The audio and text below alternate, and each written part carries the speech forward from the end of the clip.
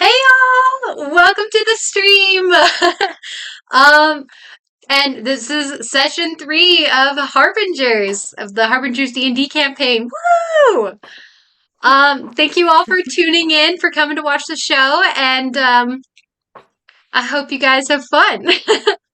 um, we will start off with a quick recap of last session by Merilla. So yeah, Hey everyone. Wait, do you actually want me to do it in character? I mean, if you wanted to. Okay, because I wrote like paragraphs for this. How much um, of it is factual? I tried really hard, okay?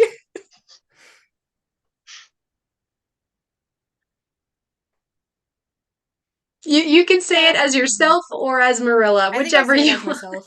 Because some things Merilla doesn't know, and they're not actually paragraphs, don't freak out. Okay. But there's like things that I remember, and then I mention this character knows it actually. But anyway, blah blah blah blah. Okay. Okay. So the whole city was invited to go to a celebration honoring the Valkyries' capture of a very infamous thief named Big Nose Jack. At this party, the guild warden of the Adventurers Guild in this town of Steel Glen was killed. And of course, our powdery party found her. So, victim, female tabaxi, guild warden, and Adventurers Guild of Steel Glen. Found sitting away from the door, sitting in her chair, her jaw in her lap, heart carved out and missing. Items found around the scene. First, on the victim, we found a poisonous powder, and it was on her face, this white yellow, which Merilla reveals to be deadly when inhaled, extremely rare, and only really found in the South Kingdoms. Next, Douse found, or at least picked up, the dagger, originally on the ground beside Kaya's chair. Douse handed it to Dorothy, and then Dorothy, like, barely even held it and just put it right back on the desk. Just like, nope, not touching that. On the dagger, on the hilt, we found the initials of the victim's husband, ND, right? Okay, excellent. But also on the dagger, we found engravings, which, oh my gosh, the worst person, Dusty revealed to the party, was written with illusionary magic. Next, we found the amulet that mainly Nuri and then Douse and Dusty also examined. It was mainly left untouched in a corner, kind of like shuffled off a little bit from everything else. And until first, there's so much information. Sorry. First, one of the Blazing Blades, who is part of who Kaya, the victim, was also part of back in the day. That might be important to the case, not quite sure. But first, Halfling Cleric inspected the amulet, and she recognized it as from the Order of Calarium. And Calarium, we understand from her, is the goddess of greed, stealth, and a whole lot of other nasty things. And then also on the desk, we found and have been completely untouched, stamped in signs, or hours before the murder was done, were papers detailing recovered procedures from those hurt by the recently incarcerated thief Big Nose Jack, which I thought was very interesting because remember, Kaya left the party to do more paperwork. So why is there old paperwork on the desk? Anyway, I thought about that way later.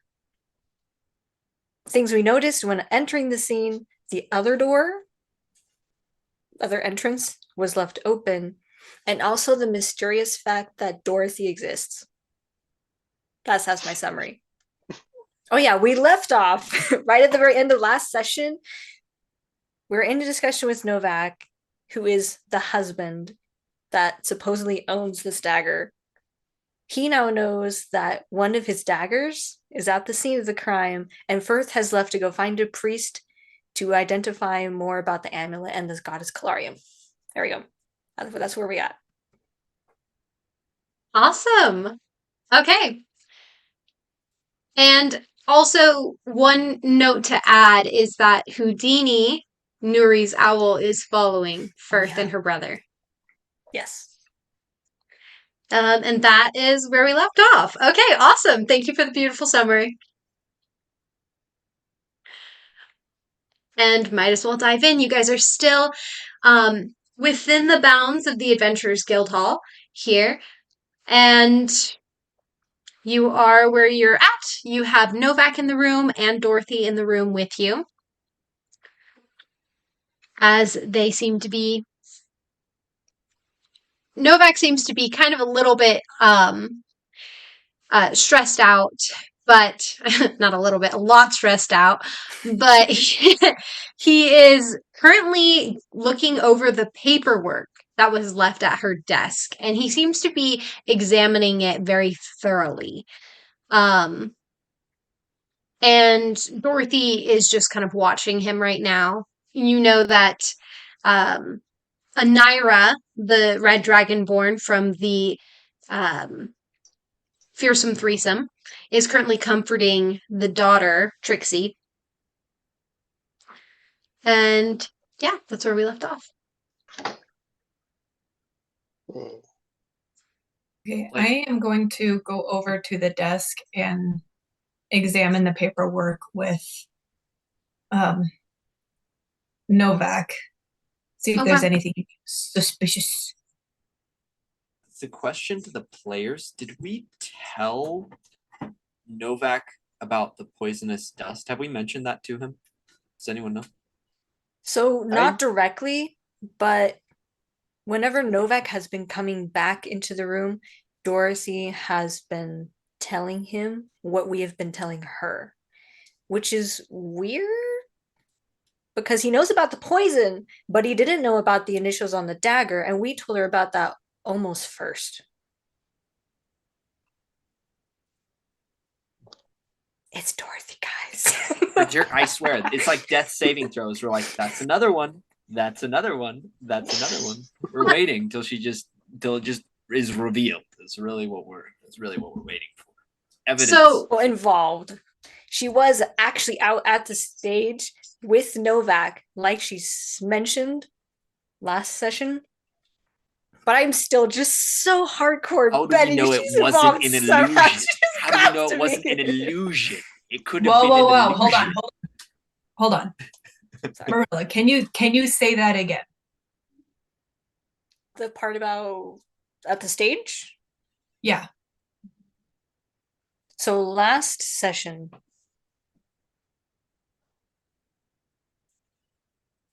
before Novak came barging in, because Douse basically told him, hey, your knife killed your wife, basically, was... I'm not intended. Yeah. First, and... wow, Dorothy are both just saying, like, there's absolutely no way Novak would have or could have killed Kaya. And then Dorothy offered that Novak was with her by the stage for a good amount of time. Okay. Because I don't remember that. I remember Novak getting into a fight with the guildmaster and then leaving, coming back a short time later. As you were following him. Technically, I was not following him. You were going to the bathroom. Going to the bathroom. Nuri and I both were going to the bathroom.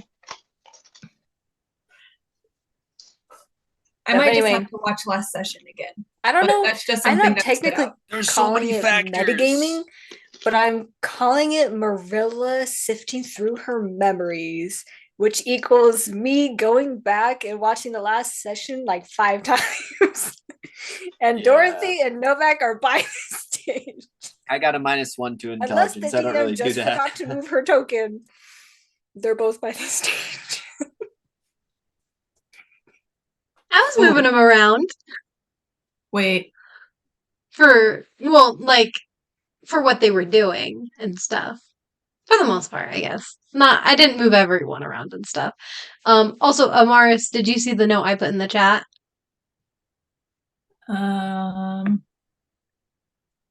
Since you are with Novak investigating the papers, would you like to roll investigation with advantage or have him roll with advantage? what does he have for investigation? Any bonuses? He has a few bonuses for +3. Okay, that's better than what I've got. Okay. Ooh, okay. He rolled oh my gosh, I have to do quick math. I'm terrible at math. 21? 18 plus 3? Yeah, that's what it is. Oh. So pretty much one thing that you notice as you are both kind of sifting through the papers, you kind of notice that underneath some of the files there's like this little like manila envelope almost. But the seal's been opened. And so you hand it over to Novak, and you're kind of like, what's this? And he looks it over and he pulls out like or at least he like tries to pull out the paper, but there's no paper in there. And he looks on the front and reads the label, and pretty much it says top secret on the front. And it has a label of Big Nose Jack on it, like the seal of basically for that. And Novak just kind of pales for a second. If a tabaxi could pale with all the fur, but you see like kind of his fur kind of bristles a little bit. He says, These are all of the fortifications that are keeping Big Nose Jack in prison. Pretty much all of the information as to how he's being kept, where he's being kept, guards that are on patrol, and it looks like all of the information is gone. Oh, good. Do you by chance know any of it just off the top of your head? I mean, I can't. I'm not even doing his voice. I can't name any of the guards off my recollection. But where he's being kept. He's being. I don't know specifically. Kaya knew more so, but I know he's being kept somewhere in the dungeons. It's kind of a bit of a maze down there, but pretty much he's being held down there. They set a couple different traps in case, and pretty much they have things locked down so that nobody can reach him before he gets his trial. Okay, and the dungeons are here at the guild? No, not here at the guild. They are in the capital. Well, not the capital, sorry. The place. The prison. The prison, the town prison. I don't know why I can't remember the name of the place. Okay, so in a different building in the city. Town of Steel Glen. Yes, in this town. He's kind of like, I can't remember the name of it. I don't know why it's slipping. I'm stressed. That's okay. That's okay. Completely. Yeah, I think if we're going to catch these killers, we need to head over there. They're obviously planning something to free Big Nose Jack. If this is a situation that I am understanding, that was a list of people who had maybe ratted out on Big Nose Jack as well, or no? The top secret list? Yes. It's not a list of people who have been ratted out by Big Nose Jack. It's a list of all the the guards who are on duty and their shifts and stuff. And a list of the the various like traps that they put in place to keep him Okay. All the imprisoned. security measures. Yeah, thank 'Cause- you. All the security measures. If it was a list of witnesses that were ratting him out, we might have been in trouble of maybe multiple murders occurring if they were trying to get them. But if it's just a list of people protecting Big Nose Jack, we might not have to worry too much about that. Yeah. So pretty much all the documents that you find on the table is one, the top secret stuff of all the security measures keeping him, two, the list of all of the individuals who have been killed by Big Nose Jack and his brigands. And then the rest of it is files on the latest adventure that took down Big Nose Jack. Okay, I say we head over to the prison. If we're going to catch these killers, that's the place to go.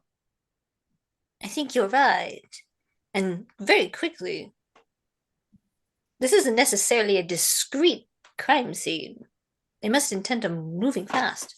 Yes, I mean, we can't just leave Kaya here. We have to get her. Oh gosh, this Who all do you just. trust? Well, I trust everyone in the Blazing Blades. I trust my daughter. I trust the fearsome threesome. Do you think you might be willing to leave it to the fearsome 3V to take care of your wife? I can leave it to them. Or you could stay? He thinks for a moment, and then he's like, we can leave them here. Yes, let's go. Rightio. We are going to pause for a second. Yes. Oh, Nuri. Yes. Oh, you can do what you were gonna do. Sorry. Well, what were you? Was your thing about Houdini? Yes and no, because Houdini, he will go after 1,000 feet. I lose connection with him, so like he will still go away, but I can't telepathically communicate with him of what's going on. Can you see through his senses? No, not when he's that far away. So, like, Okay. if something big happened, then like we have an understanding where he'd like come back into range. Yeah, Okay. it's like a walkie-talkie. So the walkie-talkie still exists outside of the range, but you just can't connect when it's Yeah. they're not So close he enough. can still see all of it and remember all of it, but he just can't tell me. Okay. Well, pretty much, he's gonna come back into your mind at this point. Okay? Because he's returning back into your range. Pretty much. Is this technically happening at the same time as they just said we're gonna go to the prison? It technically is happening just a little bit before then. Like, just a few minutes before, like, because they were investigating the papers, so it's kind of happening during the time that they're investigating the papers and, like, realizing all this stuff. So that's why I said let's put a pause here real quick. Pretty much Houdini comes back into your range, and can you just communicate, like, telepathically, the ID Telepathically, yeah. words? Or... Let me look. This is telepathically. Okay. Look at this spell. Is Houdini a boy or a girl? A boy. Okay. I just wanted Houdini. to clarify. Houdini. I would assume that means you can talk. It's even less than it does. It's 100 feet of you. So Oh, 1,000 yeah, is you 9,000 lost- is 100 feet. They were heading towards the, like, place to find the priest, the church. That's what it is. And So you it's lost connection with Houdini. It just says telepathically. Okay. So I guess that means words. Yeah, okay. So we're gonna come up with a voice for Houdini here real quick.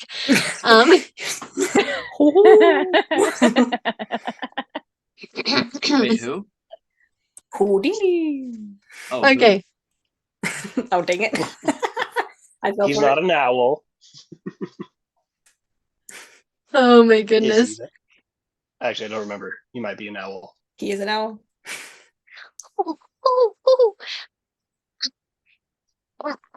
Master, so, I lost them. The girl you told me to follow, she went inside the church, and then the other guy, the other short guy, he went down into like a really dark alleyway, and then he just kind of like vanished. Not like magically. I think he I don't know, he's gone.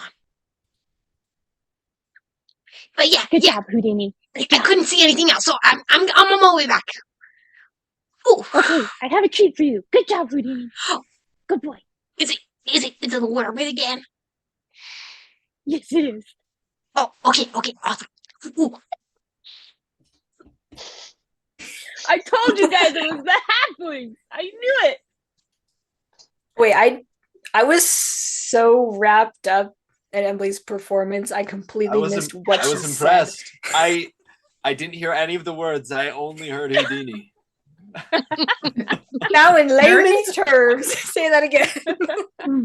Amaris is going to look over at Nuri and just be like, who are you talking to? Well, She's not in the room. What's happening in my head because it's telepathically and I'm not even in the room. Sorry. I'm in the main area. So I think Amaris is like going to notice that you're just kind of standing there not doing anything. So she's going to like find something small, like maybe a pencil or something, and just like lightly throw it at you to get your attention. From like down the out of the hallway, room? you're gonna throw it down the hallway. Wait, you're down the hall. Yeah, she's far. I'm down the hall. I'm next to Frick. the maid.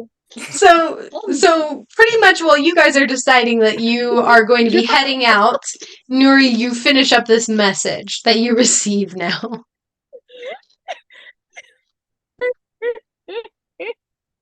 I'm sorry. Okay, getting this message. One, I'm gonna start, I guess, heading back to people because that's the responsible thing to do.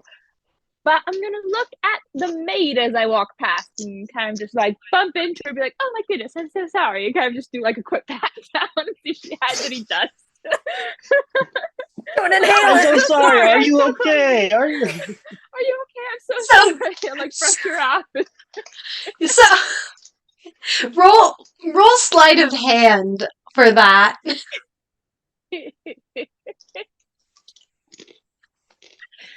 Gosh, Nuri's getting awfully touchy. She's getting handsy here. She just gets very she is familiar the with one her that can. people. Yeah. Okay, roll sleight of hand. Yeah, no fear. 21. Dang. Okay. With the +2, 21. Not bad. Okay. Thanks. Alrighty. So you kind of like start making your way towards the room when you stumble into the maid and you're like, oh sorry, and she kind of gets startled out of her own like reverie.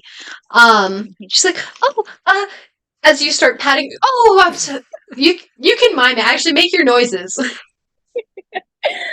I'm so sorry. Oh dear, are you alright? And I'm like, oh, Please stop touching me. Sorry. Oh, of course. I'm sorry, married. dearie. As I just like pat her one more time. Like, I'm sorry. So sweet. I'm gonna come now. And she just walks away. She's just like, nope. You did not find any. You did not discover any form of dust or any sort of thing like that on her. You did find that your hands did touch a chicken stain from when like oil stain basically from cooking. Ew. And I want to watch that. probably. Well, she is wearing like a full apron. So you did like get some of that, but other than that, and like bits of flour and like, so I guess there is kind of like a white dust, but it's flour. So, I mean, and I would say that you would know that because of your cooking experience for being a mother. Oh well, it's flour. Darn. Okay, so I'm gonna march back to the room. I'm gonna just like open the door and then be like, oh, actually, this is a crime scene. Kind of like pull it in and be a bit more respectful. You guys see Let's go, this? boom. All right, pull it back in. Wait, did you just say you'd be more respectful and then you go boom? No, it So, was the like, other way around. that's She what happens. burst I through go, the door. boom. It's I'm like, boom. Oh, okay. Oh, I gotcha. And then open. I'm like, More oh, like just- sorry. And I'm like, Houdini has discovered that the halflings have split. One went into the church and disappeared, while the brother went down an alleyway and is gone. Wait, the brothers split up from the sister. Yes. I thought they said they didn't do that. I know. They lied. now is she telling everybody in the room this, or just? Yes, I'm telling everyone in the room. I'm at the door. Okay. Be like, So that You would think this include makes them suspicious? Novak and Dorothy. they're also the perfect size to be tall with small feet when they stand on top of each other under a cloak. Perfect. I mean, she does make a good point there. Yes, but they were so sad and surprised when finding Merilla. I'm sorry, not when finding, Really? when finding Kaya. Someday maybe But they me, but not were. today. If they are the killers, then of course they'd be staging being sad to get the suspicion off of them. Novak True. kind of comes forward and he's like, "You've got it wrong. There's no way that they're the killer. They're our friends. They were part of the Blazing Blades." And there's no way you could have killed your own wife, as I point to the knife that has his initials on it. You see the fur kind of stand on end as he gets a little bit more imposing in his height, and he's like, "Don't you dare even utter a glimpse that I killed her." I was making a point. I'll come up and just kind of like cover her mouth, like, I am so sorry for my friend. She's I'm just so sorry, and just try and like bring her off to the side and try to diffuse the situation. There's like a height difference, isn't there? Because Douse is kind of short, and I'm Oh yeah, imagining there is. he's just reaching I'm up. not covering her mouth. I'm just kind of like pushing her to the side, trying to like yeah. I have to remember I'm a short person. But I do have Yeah, an important it's- question. Have you, Novak, have you ever seen them split up before? A few times. They don't like to leave each other very often, but on adventures sometimes it ends up happening where you get split up. You know, it's not ideal to split the party, but sometimes it happens. It's a bit strange. They've been together as brother and sister for as long as I remember. But it does indeed make me curious, although the point was not very well made. I am curious as to why they've split up. If we can, I mean, Firth seems to have obviously gone to the church, like you said. So she was doing her task. I don't know what was going on with Acre, but we do have matters to attend to. The fact that someone is trying to get to Big Nose Jack, either to release him or to kill him, I don't know. That's right. Time is of the essence. Let's go off of the Okay. assumption first, or not first. Acre might know someone that could be what he's going for. Or he had some piece of evidence he was trying to hide. Well, I'm saying the assumption that he's good at the moment. Where should we be going?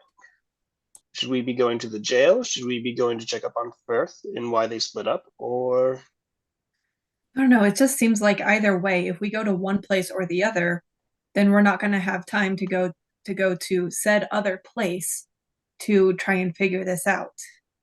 What would Kaya want? Would and she staying here is want? not going to solve it. Right. Probably And stop Big Nose Jack from getting released, would be my guess. A nemesis? Or a murderer? It's a hard question. But I personally think we should go and not allow Big Nose Jack to escape. That will hurt the most people. Agreed. What we can do is you guys can head towards making sure everything's okay with Big Nose Jack, and Dorothy and I will go after Firth. Yes, Merilla? So what has Dorothy been doing?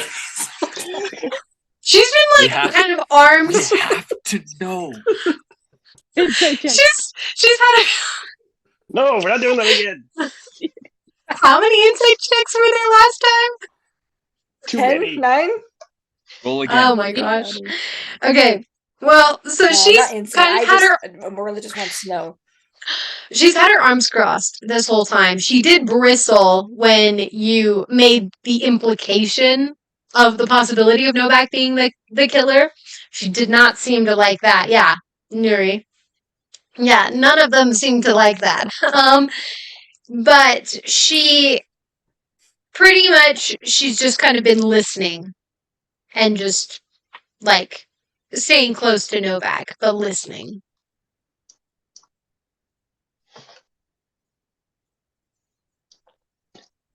Yeah, let's not mix up victim with culprit here. These people have Marilla lost is someone dear. going to take the dagger off the desk because it's still there, right? Mhm. Queens. Then as she does that, whatever else happens. Okay. Alrighty. So hold up. So Novak wants us to go warn the guards that their security measures have been compromised, and he and Dorothy are going to go after Acre. They're gonna go check on Firth at the church. And then he was sending you guys to go to the dungeons to go check on Big Nose Jack. Okay, I didn't think we had gotten that far yet. I thought it was just Sounds like a plan. yeah. Okay. Really doesn't want to leave them alone. Obviously Novak is safe, but Dorothy's just shifting. What if Dorothy kills Novak too? And then she has 2 murders on her hand. Then the halflings come in and they're like, "Whoa, Dorothy, what's wrong with you?" And Dorothy's like, "Oh no, I didn't do this," and kills both of them too. That's a triple kill. Just kills the entirety of her own. Are you counting the halflings as halves? Then after that, she's gonna go and she's gonna kill everyone else in the town, and then we're gonna die too. So you guys just want Dorothy to be a 4. mass murderer. I mean, I'm not saying she already is, but obviously she didn't do the killing, but I don't know. As a player, I just don't like her. I really don't know what your problem is with her. After all that's been said and done, and I'm just gonna pull out my book and my quill, scribble some notes, and be like, "Well, I guess we'll go to the dungeon then." And I'm gonna just start walking out of the room. Marilla will follow. you'll follow suit. Amaris follows too. Okay. I'll be alright. With the dagger. Marilla has the dagger. So, I'm I would pick up the medallion and be like, Novak, do you guys want to take this with you, or should we take it? What'd you pick up? The medallion. The medallion? He grabs it and he says, we can we can take it with us since we're going to the church. I figure it's evidence, best not to just leave it out in the open. Yeah, exactly. So he goes and he talks to Dash real quick while you guys are heading out, just to kind of settle things here. You actually see Trixie. She comes running up to him and she's like, You're not leaving. But you can't leave me here with her. She's but and he seems to kind of kind of like petting her on the shoulders, almost like kind of like soothing her fur, and like kind of trying to calm her down a little bit. And she takes a deep breath and starts to breathe a little bit, and he's like, "You're gonna be okay. You're here with Anira. You know her. You're gonna be fine." And she's like, "Okay." And she goes back over to Anira. Yeah. And then he continues talking to Dash. Before they leave, basically. When Houdini comes back, because I assume he could have made it here by now. Yep. Gonna just like give him a little treat and then tell him to follow Dorothy. Like keep an eye on Dorothy and Novak. He sucks the worm in. Okay. Okay, thanks. I will. Okay, just give him a cute little nod. He's adorable. Okay, that was it. I know I am. You tell me every day. Yes. Oh, I see. He's full of himself. It looks like you For good reason. take such good care of your bird. Houdini? Oh, yes. It's just my cute little He's travel rather buddy. cute. Yeah, yeah. Okay. Cute. Hey, I can shapeshift into an owl now. Anyway, you can keep going. Awesome. Okay. So you guys start to head towards the dungeon. Alrighty, and I realized that I didn't make a dungeon map. So I have an image for a dungeon map. So we're gonna move you onto this white page, and we're gonna throw the dungeon map on here. Oh, whoopsies. Sorry, everyone who's watching. I literally prepared like 4 sessions in advance, but I didn't prepare this, so I apologize. So we're just gonna do this real quick. Yeah. Sorry, y'all. Okay. I don't know if you could probably see me doing all this. Oh, yes. Real time. Okay, real time? Okay. Well, here we go. Oh, so as we are going on our way, Merilla is going to. How fast are we going? Are we like speed walking? I mean, that depends on jogging? what you guys are doing. Yeah, open part question. I mean, Dusty's probably going pretty quick. At the very least, he's kind of like speed walking, but he's probably not full on sprinting. Okay, so Merilla is going to go beside Dusty. Young, tall boy, your strength's so low. She's going to pull out the dagger. It's like, can you try scratch out words. You can't quite make out the sentence. What? He slows down to a normal walk, and he like picks up the dagger. He's like, "What did you want me to do? Scratch." Could you try to scratch out the words, the magic?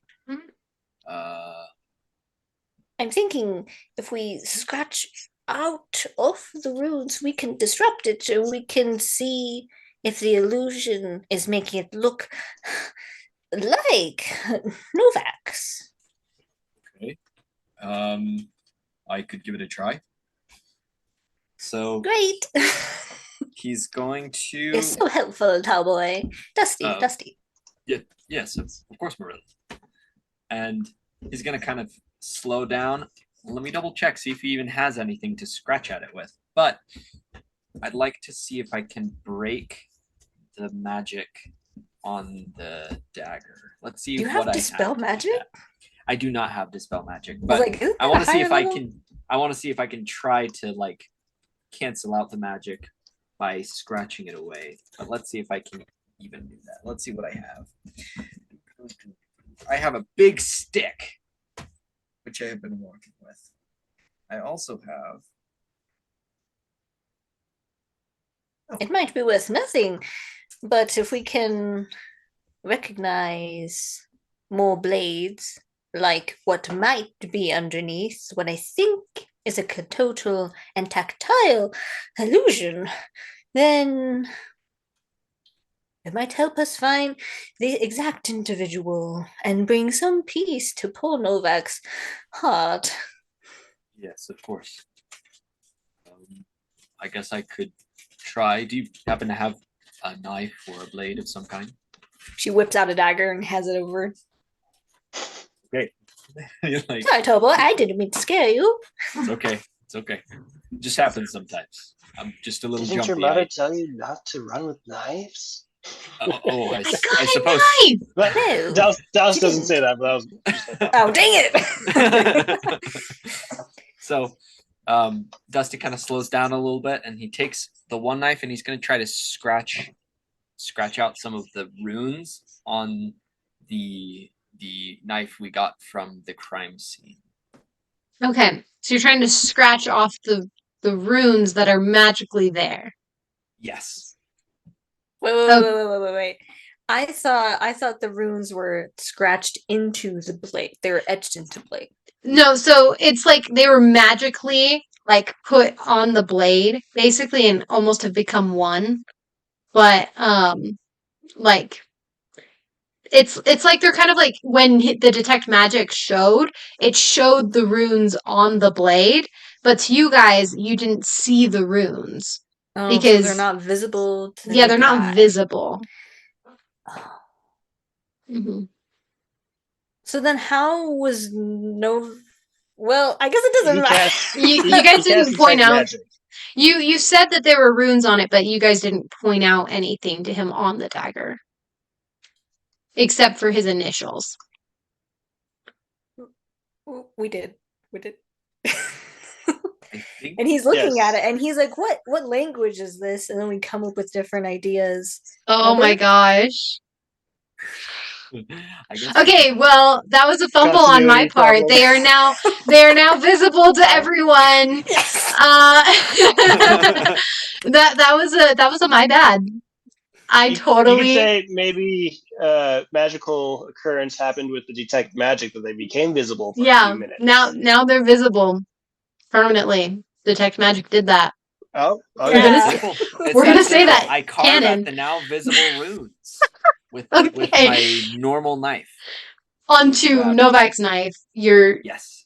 trying to carve it out. Yeah, what I'm trying to do is I'm trying to like cross through the runes to try and somehow dispel the magic that's there Okay. or break it somehow. The magic specifically that's creating the runes or the inscription. Okay. So what you can do Tampering is with the evidence is what we're doing here. okay. So roll Arcana for me. Roll an Arcana check. Can I do I it believe with in you, Dusty. advantage Bardic because she inspiration. believes in me? No, unfortunately. But I can do it Wait. with bardic inspiration, right? Yeah. I just Okay. like cheered him on. Bardic inspiration. Bardic Inspiration will do that. It won't give me advantage. Okay. So Dusty will slow down to a halt as he tries to scratch out these runes with his Arcana check. Roll, I think it's a D6 for you, Merilla. And then I'm going to go ahead and Yes, it is. make my Arcana check. So what you get for that D6, because I rolled a total of 5. You can choose to use the bardic inspiration after you roll, but not before you know the outcome. Oh, okay. That's good. Well, in that case, I had assumed I was going to use it before. Do you want to use it? Oh, absolutely. I had a -1 to my Arcana before we started this. This was my plan. Oh dear. Okay, roll a d6. Let's get the max roll for an 11 total. Come on, you can do it. Dusty, you roll the dice because she gave it to you. Yeah. You roll. Come on, ready? Ha! Sorry. It's +3, so 5, Oh. 6, 7, 8. We have a total of 8. And 8, no. Okay, so you go to try and like carve them out, but like it's kind of both the daggers are just kind of like sliding off of each other. You can't really like they're just like you've got your kind of crudish dagger, and then Novak's daggers are very nice quality, very good steel. Like you're trying to It carve. is a Novak dagger. That's what we think it is. I mean, Yeah. It was illusory magic. True. So you're trying to get into this, like, trying to carve into these runes and stuff, and it's not working. You can't get a grip on it. The knife is just sliding off of itself. My apologies. I can't really manage to get these things to stick together. The daggers are just too slick. Would it be all right if I tried? You don't look very strong, but I guess it's worth a shot. So I'm assuming she doesn't. Dusty hands the daggers and it's like, I don't understand this. Strong of heart, deep determination, but physically. Keep in mind, an old woman, me, is saying this. That's why I'm offering it to other people. I can't do it. Okay, yeah. I'm just gonna move on from this. Yeah. So is it strength or arcana? Do Arcana, because it's with the magical runes, pretty much there's a tricky process. Okay. Because that's what I was hoping to do, not strength. 20! Okay! Dirty 20. Oh, heck yeah! Alrighty. So you managed to, like, get a grip on here as you try and slice through one of the runes, and you slice through it and you make a mark on the blade, but it's as if the rune just is still perfectly like there in one piece pretty much. So like you make the slash through it and it just like kind of burns, like not burns but like glows with this energy, and it's right back. But the slash mark on the blade is still there. We've damaged his knife. I'm gonna just like look at the knives and then hand them back to Dusty with like a look at Merilla being like, strong. And Like, Marilla's gonna be giving like, back. My apologies, muscular elf. Please Doesn't look like that forgive. either. Elves are stronger than you think. Impetuosity, my assumptions. I was clearly wrong. Oh, no worries at all. Like I just pat you around the When we're done with the this, I shoulder. think you should try again. I'm insanely curious. I want to know if it truly is no style or not.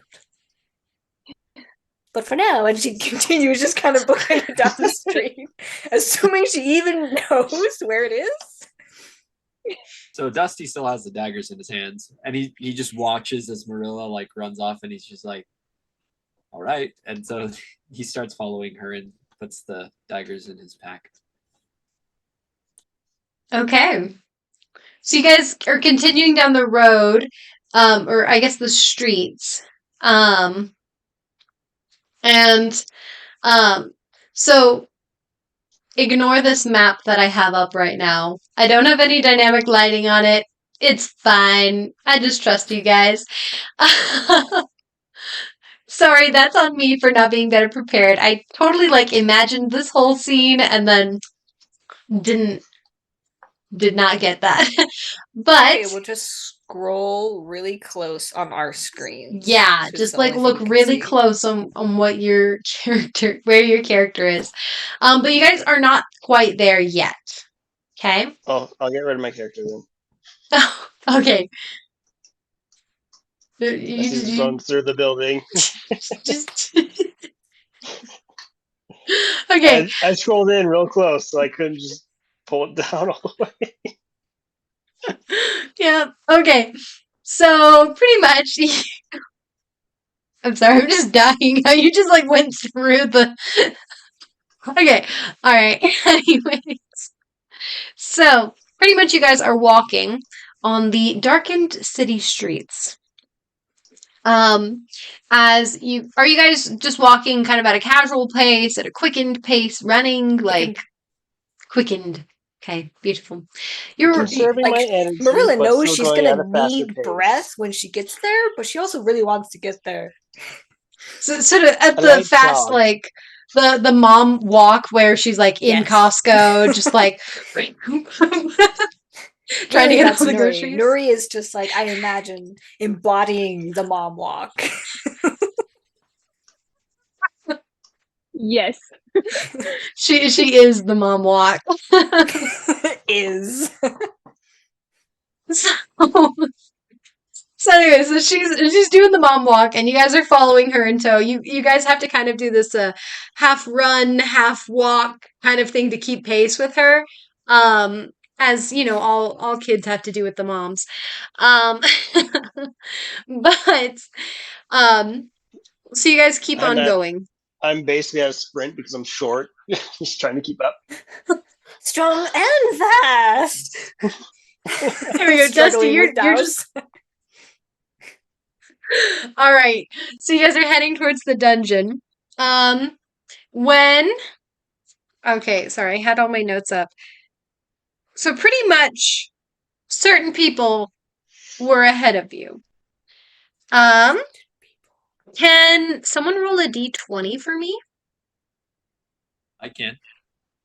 Oh, okay. I'm too fast. I'm too fast.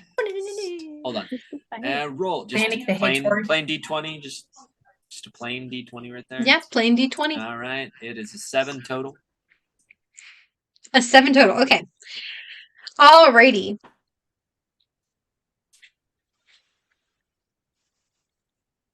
Okay, perfect. So what ends up happening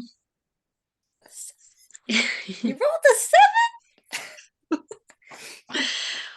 what ends up happening is there seems to be a little bit of a lull in the night, the quiet chill in the air. Actually, it's not even chilly. It's like springtime, so it's actually kind of nice out in the evening. But there's this heavy kind of weight and feeling that you guys have settling on you. You can't quite explain it, but something seems off. As you guys are heading towards the dungeons, you come towards the doors of the dungeon and you hear a commotion coming from inside. Are we too late? I Tries hope to walk not. faster. So you guys are just going to burst through the doors? No. Well, you guys can burst through the doors if you want. I'm gonna try and just like sneak in a way. I'll burst through. Okay. So Wait. so there's Assess only the one situation. entrance. It's these big heavy iron doors, okay? And Is there any way to see inside the building or no? unfortunately Okay. no. It's There's completely no guards outside. Yeah, there's no guards outside. No guards outside. You see you just hear kind of like the distant sounds of like a shout and then like silence. And that's about it. It's Marilla not is- foreboding at all. Might be good to Amaris is gonna perceive. Amaris is gonna look around. Like, what did that noise come inside? It came from inside, but very faintly. Okay, then never mind. faintly? Because Because the doors. stone? Well, because the doors are closed. So it's more like it's within the building, so it's not super loud. Not Alright, I'll like burst through. barely a whisper, but I'm Yeah, gonna my- cast just as as we hear that, I'm gonna just cast myself mage armor. I'm gonna just duck out of sight from the doorway.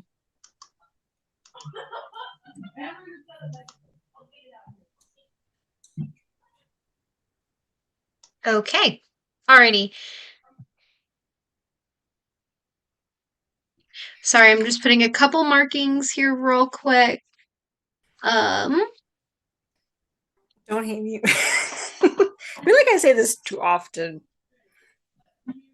Don't hate me. Do you think we think something that we don't think about you? Do you think we have feelings I that we can't don't read your have? minds. That's true. Well, we love you and care about you dearly. You can It's hate Merilla Marilla. that we Happiness. know. You I can hate haven't me. had a moment Actually, where don't I'm hate like, Marilla. I haven't had a moment where I was like, man, Merilla is just, man, I can't believe that So Merilla exists. annoying. Every Especially time. when she screams at the top of her lungs for the whole town to hear. Big Oh, no, that's nose, Jack hilarious. is I love that. escaping, sound the alarm. No, that's fantastic. That's fantastic. I don't understand. Well, No, that's I what she actually does. listen. I actually enjoy That's that. what you actually do. Oh, is that what you Yes. actually do? Why did you do that? No. Okay. No, it's fantastic. It's good role Bring play. in guards. They can secure the city. Alrighty. So, you guys come in. And, hold on, actually. I'm realizing that you guys can see a lot of the things that I put on there, so ignore them. So pretty Yeah, much I don't know what they mean. you guys burst in, and the first thing you see is there's a set of wooden doors, very thick wooden doors here. One of them is slightly cracked open, and you see two guards slumped in the corner, in Yeah, each of the Marilla's gonna corners. scream. She does the scream too. Okay. Merilla screams as she sees them unconscious. They're not dead. Oh, Actually, damn. they look. Woman, calm yourself. So you can We are see they're having the visibly element of breathing. surprise. Okay. So you You screamed know what? though. Okay, hold up. So high or low Sorry. on that one? She's not going to do that because that's Ah. a me thing. That's a me thinking thing. Okay, I'll But give you you. did do the I don't scream think earlier, Merilla would right? be thinking about securing the town borders and trying to trap people in. That's why. Okay, I'll give you this one mulligan. Thank you. But afterwards, if you say you do something. Yes, ma'am. Okay. Alrighty. So that's what you see as you come into this first hallway. They seem to be breathing, but unconscious. Are we entering initiative, or are we still getting to walk around normally? Let's enter initiative. So everyone roll for initiative! Yay! Yay! Let me pull up combat stat blocks. A 7, a 3, and a 7 so far. We're rolling really well. A 12. We're over 10. And a 6. Nice. Okay, let me roll Got a initiative 12. for them. Yeah. Oof. Dang. They've got some Merilla good. is I assume that's. Are we using that now, or is that for when Ooh. combat starts? We'll be doing this in initiative. So, all right. So, just going off of this, one of the people rolled a 17. So, Hope that is not Big Nose Jack. okay. They both No, but look it like is his big it nose. hurt a lot. A lot. Okay, give me 1 second. Okay, so we have 3 people that ended up getting a 7. So we go by the highest dex. So, let's see. So I think Douse, you're gonna go before Greg. All right. I guess before Dusty. And then Then one of the Nuri and NPCs Merilla. or whoever. Hey, we can Oh, see that's them. That's right. I forgot to roll for them. Oh, they rolled a 7 also, so they're gonna go. All these people just dog pile, and only one can be on the bottom, and only one person can be on the top. I know, right? Okay. All right. So right now, first at the top of the round is Megan. Oh, joy. So Amara sees these two in front of her. And she is going to go up to one of them, examine that they are for sure on our side. Okay. Like, what are you doing for that? Like, I'm going to make sure that they are on our side, and then if they are, I am going to cast Cure Wounds on them. Like cooking for uniform stuff, emblems. Yeah, just looking for any sign that they're on our side. Okay. So roll an investigation check then. All right. Investigation.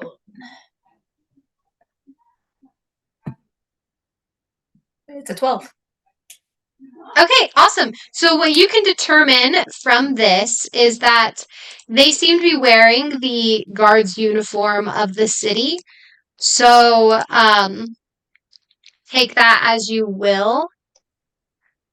That it is Okay. like it is like the guard's uniform. They seem to have been knocked unconscious in the dungeon, looking as if they were guarding. So you can kind of safely assume that they are probably guardsmen as they appear to be. Okay. So I'm going to cast Cure Wounds on the one in front of me. Okay.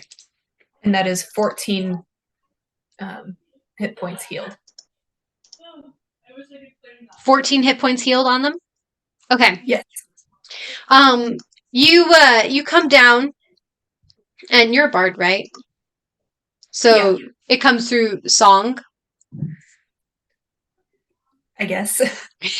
You're like, Sing us a maybe. Please song. don't die. Please don't die. Wake up now. We need info. Sorry. Yeah. Amaris, what are you doing? So I'm gonna go. So I go up and make sure that they are for sure guards on our side who are making sure that that big nose Jack stays in prison. And Okay. after figuring that out, I like reach my hand out and put it on his shoulder. And she just goes, ah, to Yes. cast Cure Wounds. I love this. Okay. So pretty much you cast Cure Wounds and he kind of gets up and he's oh, who are you? What are you doing here? And he starts to reach for his blade down there. And I'm just gonna be like, no, it's okay. We're here to help. Roll persuasion. She's not lying. Oh, Can I assist? Inspiration? So can Well, no, not inspiration. Just the normal assist D4. No, it's persuasion, yeah. do I get Can she have advantage? 'Cause advantage from Marilla's Merilla? trying- Is that how assist works? Yeah, you give advantage.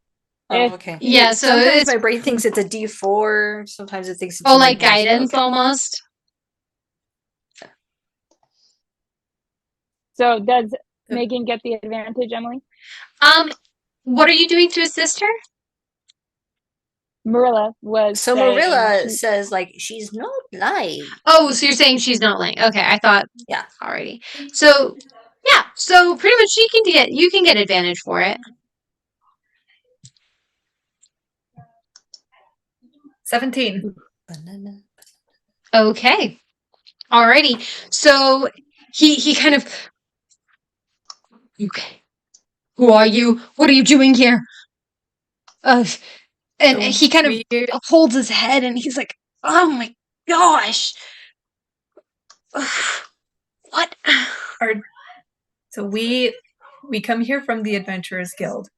We have had, or we saw that the Guildmaster was killed, and that documents for Big Wait, Nose Jack's capture. What? What? She's dead. What? We Okay. Come on, Scout. Hold up. Okay, this is a lot to process. Hold on. I need a drink. Is this conversation in initiative?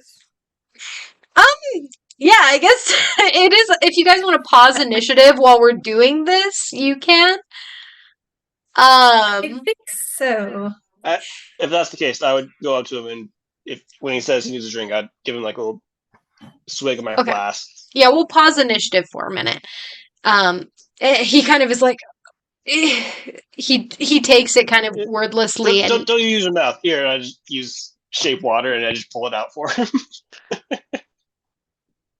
he's like, You germaphobe. No, I'm kidding. I'm I not a am not- germaphobe, but that is my flask. I don't know what knocked him out. the booze is floating. It's just water. Take a drink. Or I will drop it on your face. He Please kind of don't is do like, that. he just pokes the water floating in the air. I don't think he knows how to drink that, Douse. I just drop it then. And it You wait. clatters, and he's now like wet on his trousers because it fell there, and he's like, Mm-hmm. You "Who didn't drink are it. you?" Do you not see what I am? Douse, just please Okay, stop. all We're right, not really okay. a rare species, are we? Where the heck am? Okay, I'm inside the thing. How did I get in here?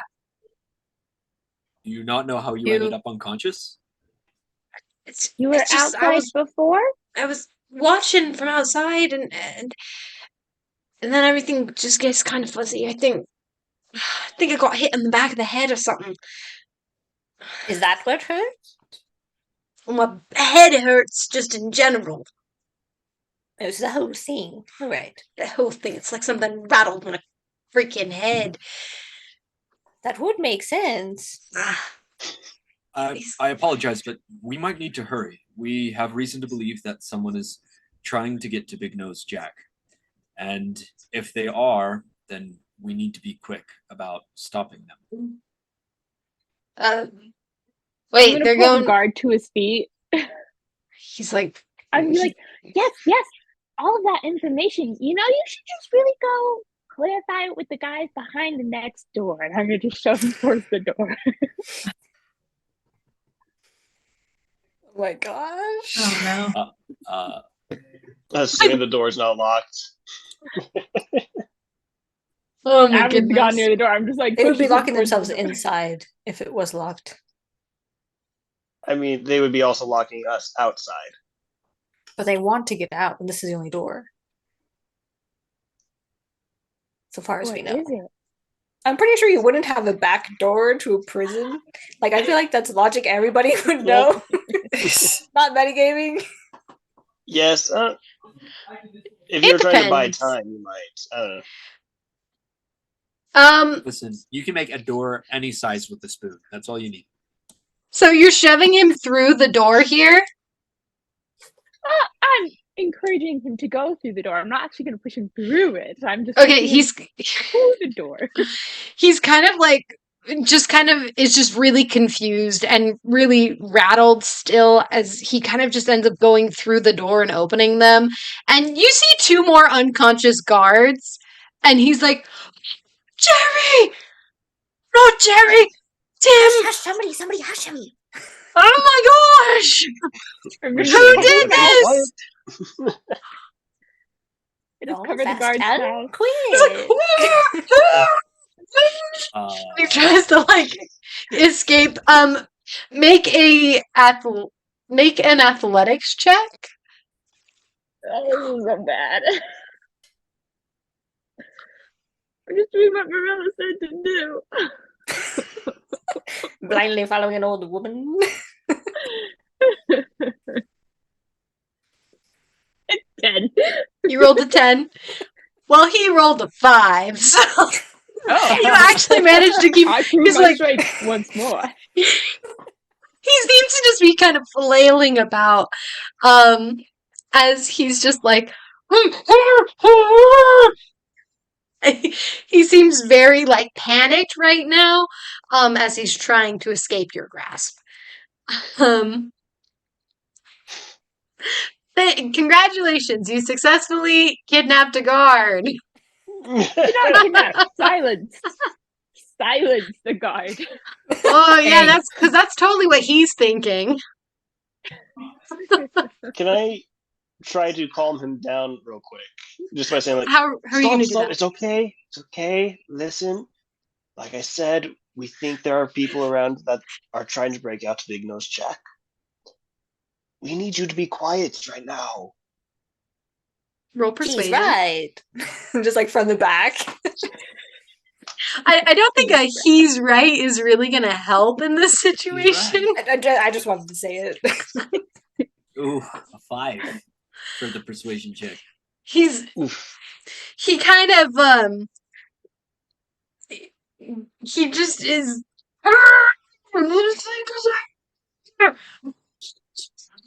and he's On your going side, on to your side. Screw it. let's I'm going see, to try to Eric. knock him out. Come on. Does a 14 hit you? Me? Oh, sorry, actually, sorry, that's +3 to that.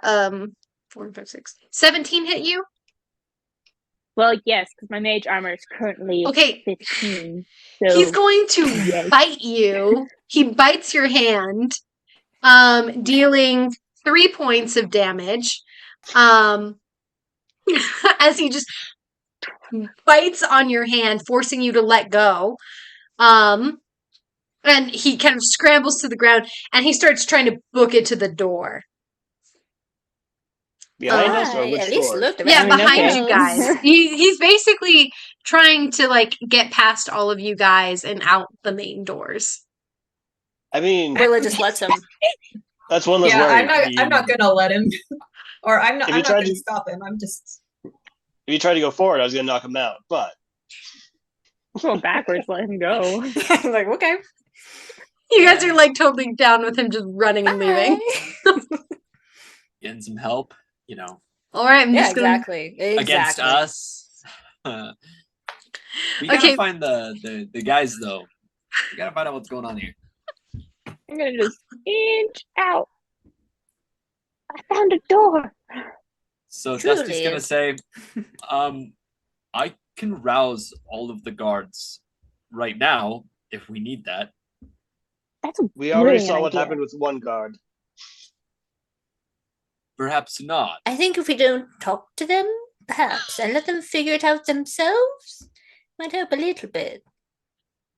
Well, I mean, We are going to be Technically- here in their presence. There's not really time for a debate. It's a yes or a no. What if we drag them all into the corner and wake them all up there so they wake up next to each other and they can talk That amongst will take themselves? time. Precious time. I'm You're just just- gonna rouse them. Okay. You win, win. So this is a fun situation. So Dusty's going to cast his what is it called? This is his druidic.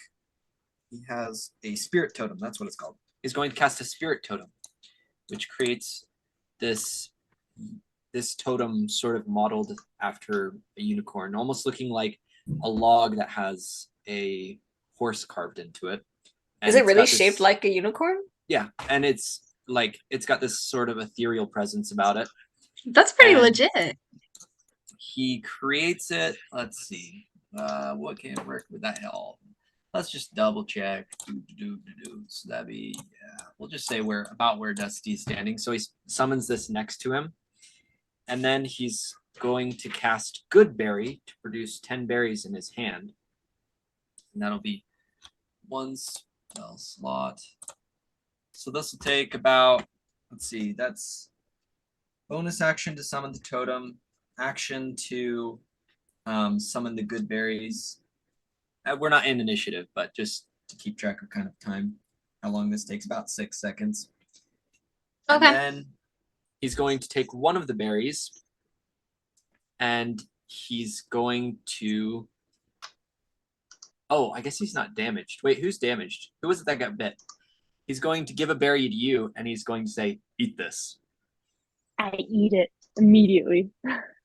You Full regain trust. 1 hit point. And Hey! because you regain 1 hit point, and I healed someone, my unicorn begins to glow. And then you also regain. Let's see. Yes. Oh, I gotta see exactly how many hit points this is. But you regain hit points equal to. Your proficiency bonus, or It's something like that.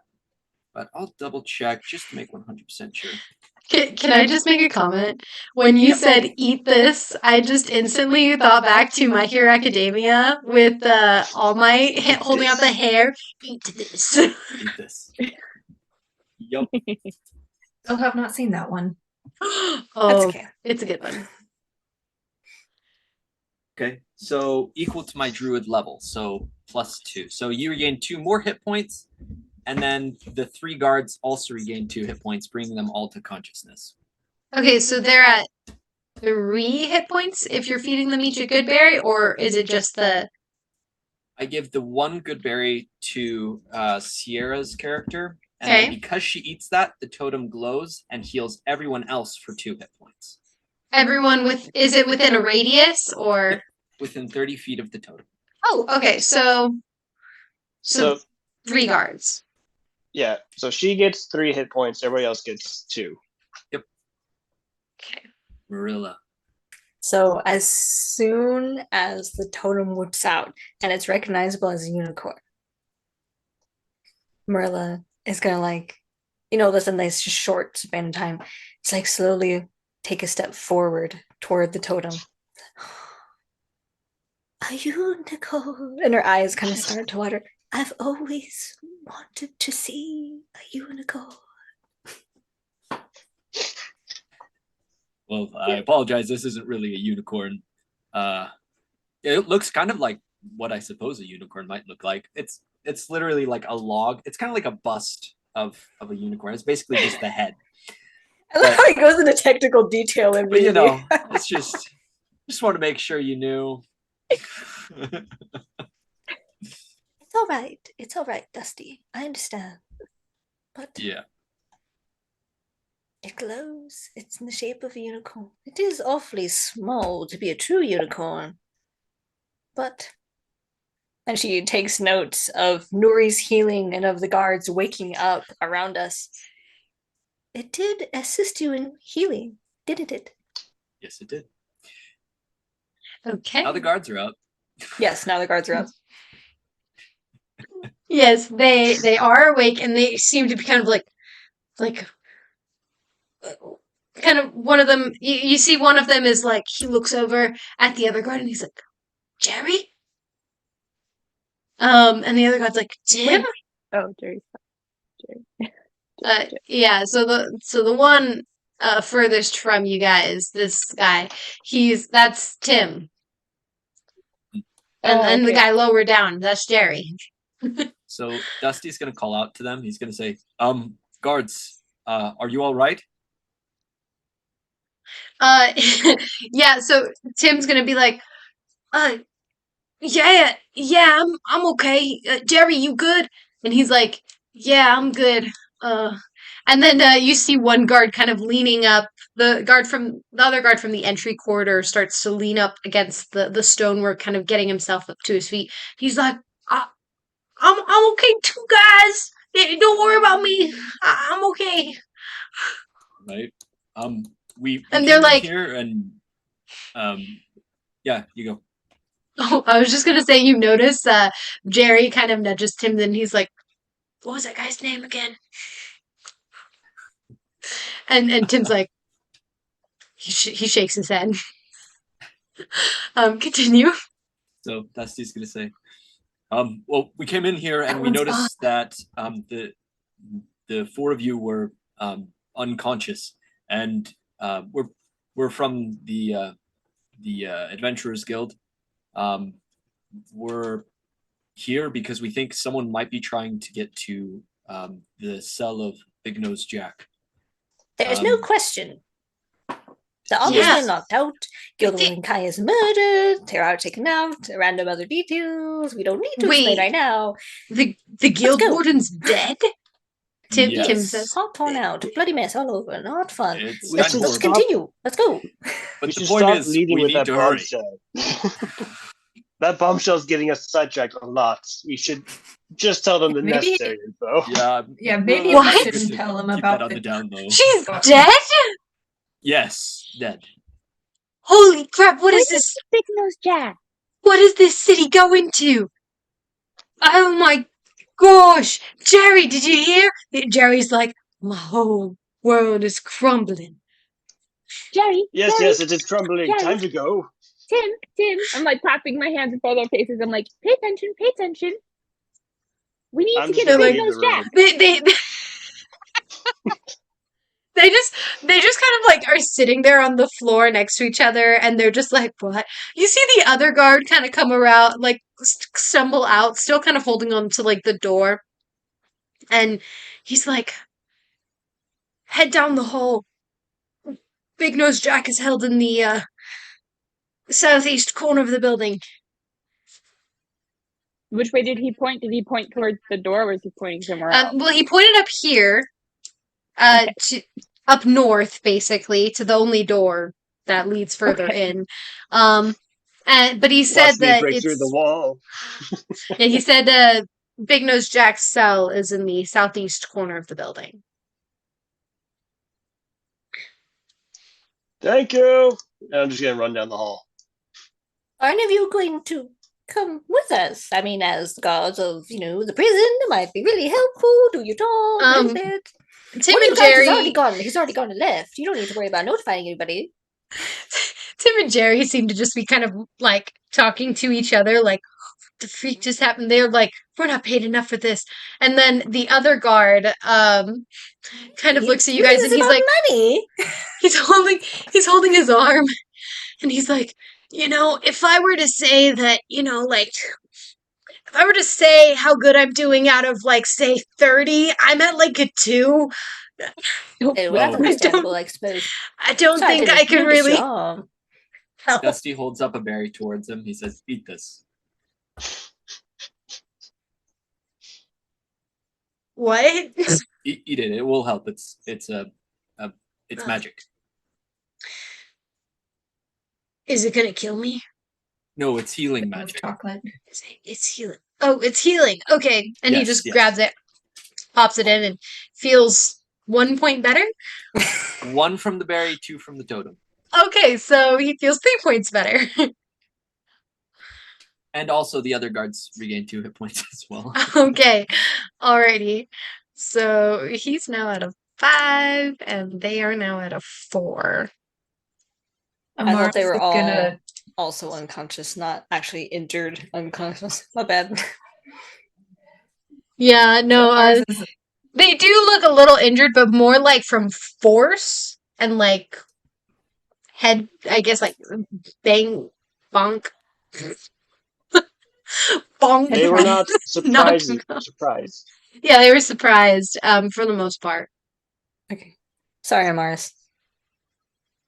So Amaris is gonna turn to this guard here and just be like, thank you. And then whispers just like, you're probably the one paying attention the most in this, so for that IW favorite.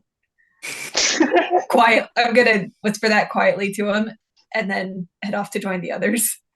He just nods and he's like, "Thank you. Thank you for your kindness. I don't really like That this guy's got job." something horrible going on. He's got some other issues going on. They have lives. Okay, so you head into this hallway. I'm gonna follow as well. My You see another totem unconscious will dog. also come with us. Guard. Here, boy. Come on. Oh, it's an unconscious dog. I mean, they all slaves of the society hierarchy. I don't know. I don't know where Hierarchy? to go with that. right. Dusty, feed him a berry, and then just like tap Dusty's shoulder. Okay. So I'm gonna going to ignore him. I'm gonna bring the totem with me. It can move with me. It stays active for about a minute. Okay. And I'm gonna bring the totem with me, and I'm going to force feed him a berry, and he'll regain 1 from the berry, 2 from the totem.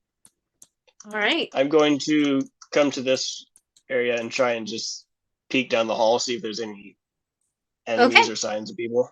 You can, I fixed the dynamic lighting on here so you can peek and see into there. It's another room. There seems to be a well in there. And there seems to be a lot of unconscious guards. And you see 2 guards I put a little different marker on them. But you actually see both of them are impaled with an arrow. And they seem to be alive. But heavily breathing against the wall. Okay. Are they wearing the same garb and everything as the other guards? Yes, they're all wearing guards. One of I'm using the same image, but one of them is a girl also, and then it seems to be predominantly a male job, I guess. But there are some women here too. We don't discriminate. Just kind of like from the back. Oh. I'm doing all this assuming that I haven't come all the way in yet. But I would be informing the people behind me, like, hey, there's some guards in here. Let's try and, again, we don't know where the enemy is. Let's try to keep the element of surprise if we can. And then Merilla from the back is going to respond, like, raising her voice a little bit, but, like, trying to be quiet still. It's like, so you can hear, everybody can hear. She says, didn't Novak also tell us about traps? What traps? How do those work? We don't know. They're important, but I have no idea how. Can I make an investigation check for nearby traps? Yes, you may. And then I'm going to try to approach those guards, but being stealthily in case there's anyone nearby. So roll for stealth. At disadvantage, because there's not really like a ton of cover. Like to get to the guards. Yeah, I don't care if the guards to me. It's more of because I don't know where the enemy is. I'm trying to be as quiet as possible. Okay, so yeah, so still roll. I would just say straight up then. Roll straight up. And so Megan, you got a 9. You got a 9 for investigation. Okay, yeah, you don't see any traps actually. Is there a chance they were lying about the traps? Because I don't see squat. That is a 16 straight for trying to be quiet. Okay, you soundlessly are walking, tiptoeing your way over to the guards.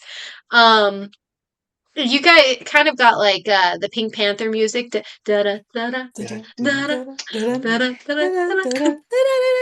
It's playing in your head as you're going. So you manage to go over, and one of the guards that you go down to, she's like, help. I did not hear that. Oh, help. We will try to help you. But first, where's the enemy? She points weakly down to the southern door here. And she's like, that way. Are you making to move away from her, or? I would signal the guys that's already to come on in if the room is cleared. Oh yeah, the room is imagine cleared. That we're all just kind of like smashed in the doorway, trying to look at. Everyone's peeking. So my friends will take care of you. Dusty will send his totem in. I'll walk in with it. Go up to this person and give him one of the berries. Okay, so you give him one of the berries. Douse, as you move away from the girl, she kind of reaches out and she grabs your wrist. She's like, traps behind the door. Watch out. Wait, which door? Thank you. The southern door. The southern Okay. door. Much appreciated. She can tell you're trying to help. So you feed a good berry to this guy. Intelligent. She's intelligent, yeah. Intelligent NPC. What? I know, right? Not all of them are useless, I guess. Well, some of them just have a lot to deal with, okay? They got a lot going on right now. He's got that one guy, he's got a hard family life. It's a struggle. Hard family life. Very few friends. Sad life, okay? He doesn't like his job. Anyways, continuing. I can get off track and derailed. So you guys are entering into the room. You fed this one guy a good berry. Oops. Clicking way too many buttons. And he stirs and he kind of is like shaking his head as he's kind of getting up, and he's like, oh, you gotta get into the room. They're going. Hush, hush, Yeah, yes. it's okay. Yes, We're going. yes. We're I'm trying to have a little bit of the element of surprise here. Also, the Do other you? guard will get up with well, maybe. Yeah. The other guard will get I up too with the unicorn totem. Okay, so all of them are now awake and up and have Merilla various. is very obviously just following you and the unicorn totem. She Just likes the wide-eyed, just totem. like unicorn. Charlie. Wait, say that again, Amaris. He's just following it, eyes wide, just like unicorn. Yes, but She also her likes eyes are like unicorns. obviously watery. She's not Beautiful unicorn. crying, but they are damp. She's intense. Like she's speaking normal, but she looks like she could cry. And that was my heart. I see. Well, I'll continue down the hallway once these guys are up. Oh, to Douse, Merilla, after hearing this from the woman, after saying like, you are marvelous, is then gonna call the Douse. There's traps behind the door. Yes, she's the one who told me. She did. Oh, good. She grabbed my wrist. I And don't told have me. to save your life again. Okay, Fair so enough. both of the two guards against the wall here still have like an arrow sticking out of them, but they seem to be fine with the 2 hit points that they got from the unicorn totem. They're just kind of like chilling there with an arrow, just like barely. But They're they're hanging on. They're alive. That's the point. They're alive.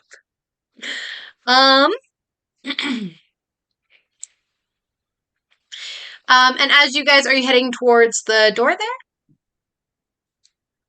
Yes.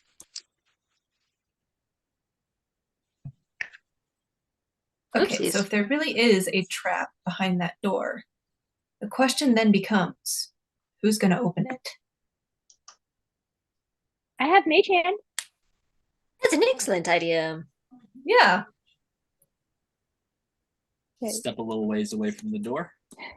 Give I'll some pull dead out my space. quill and just like Oh, so does Merle. That's funny. swivel in the air, have a little hand appear and like go open the door.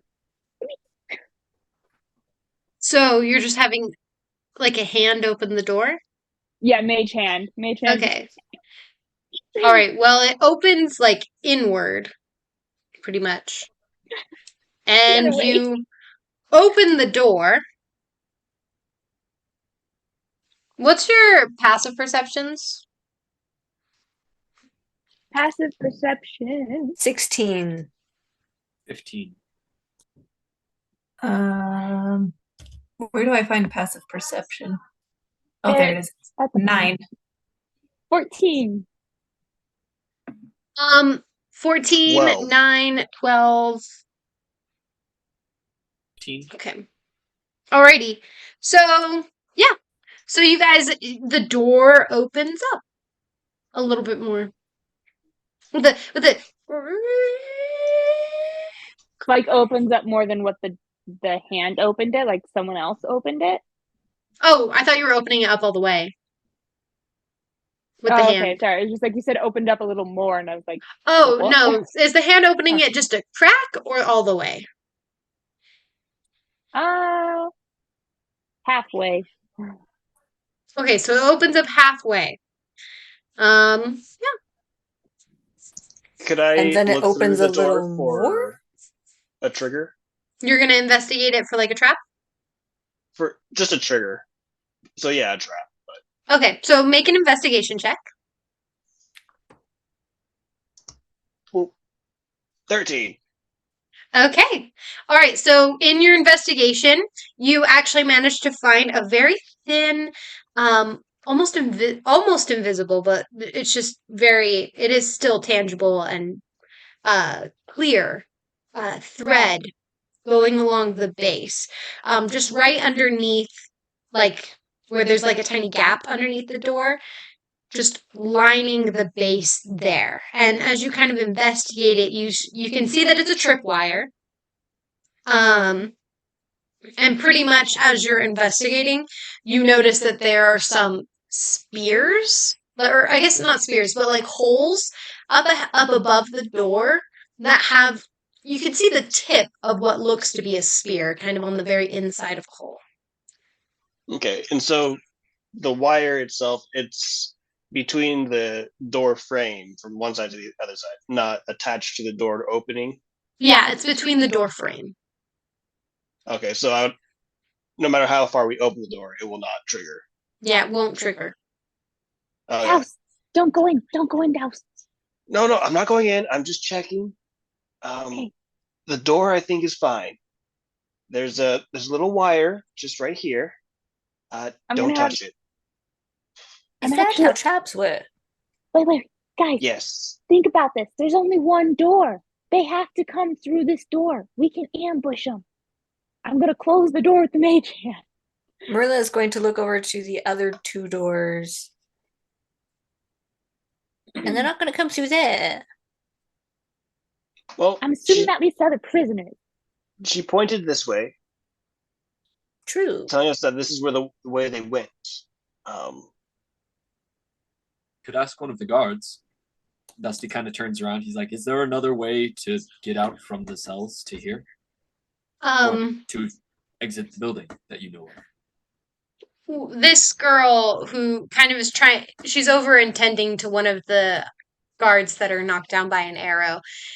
She says, the only way in and out through those rooms is through that door. Then I love your plan.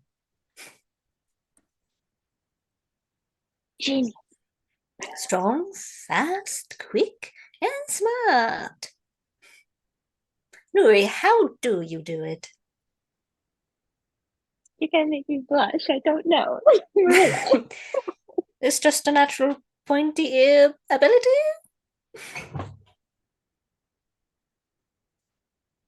Okay. So you guys are going to wait for someone to leave? Is that our plan? Just to wait here.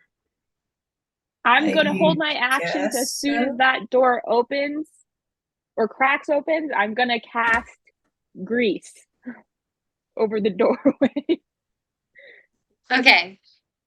which makes it like difficult terrain and slippery and stuff. So I'm gonna like cast it, around the door. I mean, Okay. we are assuming that they don't have explosives or any other thing that they would use to break the walls down Break the walls down. to escape. Then why wouldn't they just use it to get in? Correct. Because they didn't know which spot could end up hitting their person that they're trying to save. But they have the map and all the security measures. Yes, but they don't know where he is sitting inside the wall. if they're trying to blast the door, they don't have a way to communicate to him to tell them, "Hey, stand on the other side of the room so we don't hit you." I suppose, but it's much easier to send in an inside man to send a message than to do this. It's I think. Also, It's a good if thought, there's but a I'm person not who sure. did all of this, I don't think we're healthy enough to take him out on our own. I mean, that's just my own thought. I agree. The more assistance, the better. Yes, yeah. I'm just saying we don't know their escape route. So we may, because we don't know that, they also might have something we are unaware of and try to escape. And But thus, they can only go through we- here to our knowledge. and the guard. I was saying there might be options that we are not aware of. That's all. Yeah, It's possible. There could be other options. So then shall we wait at the front door? Go back the way we came? Or is that I'll do allowing that. them to get too close to escape? I feel like that's allowing them to get too close. I think it would be better if we were to wait. I feel like it would be better if we waited here. If they do get through us, then we can most likely weaken them so that the guards further down can finish them off.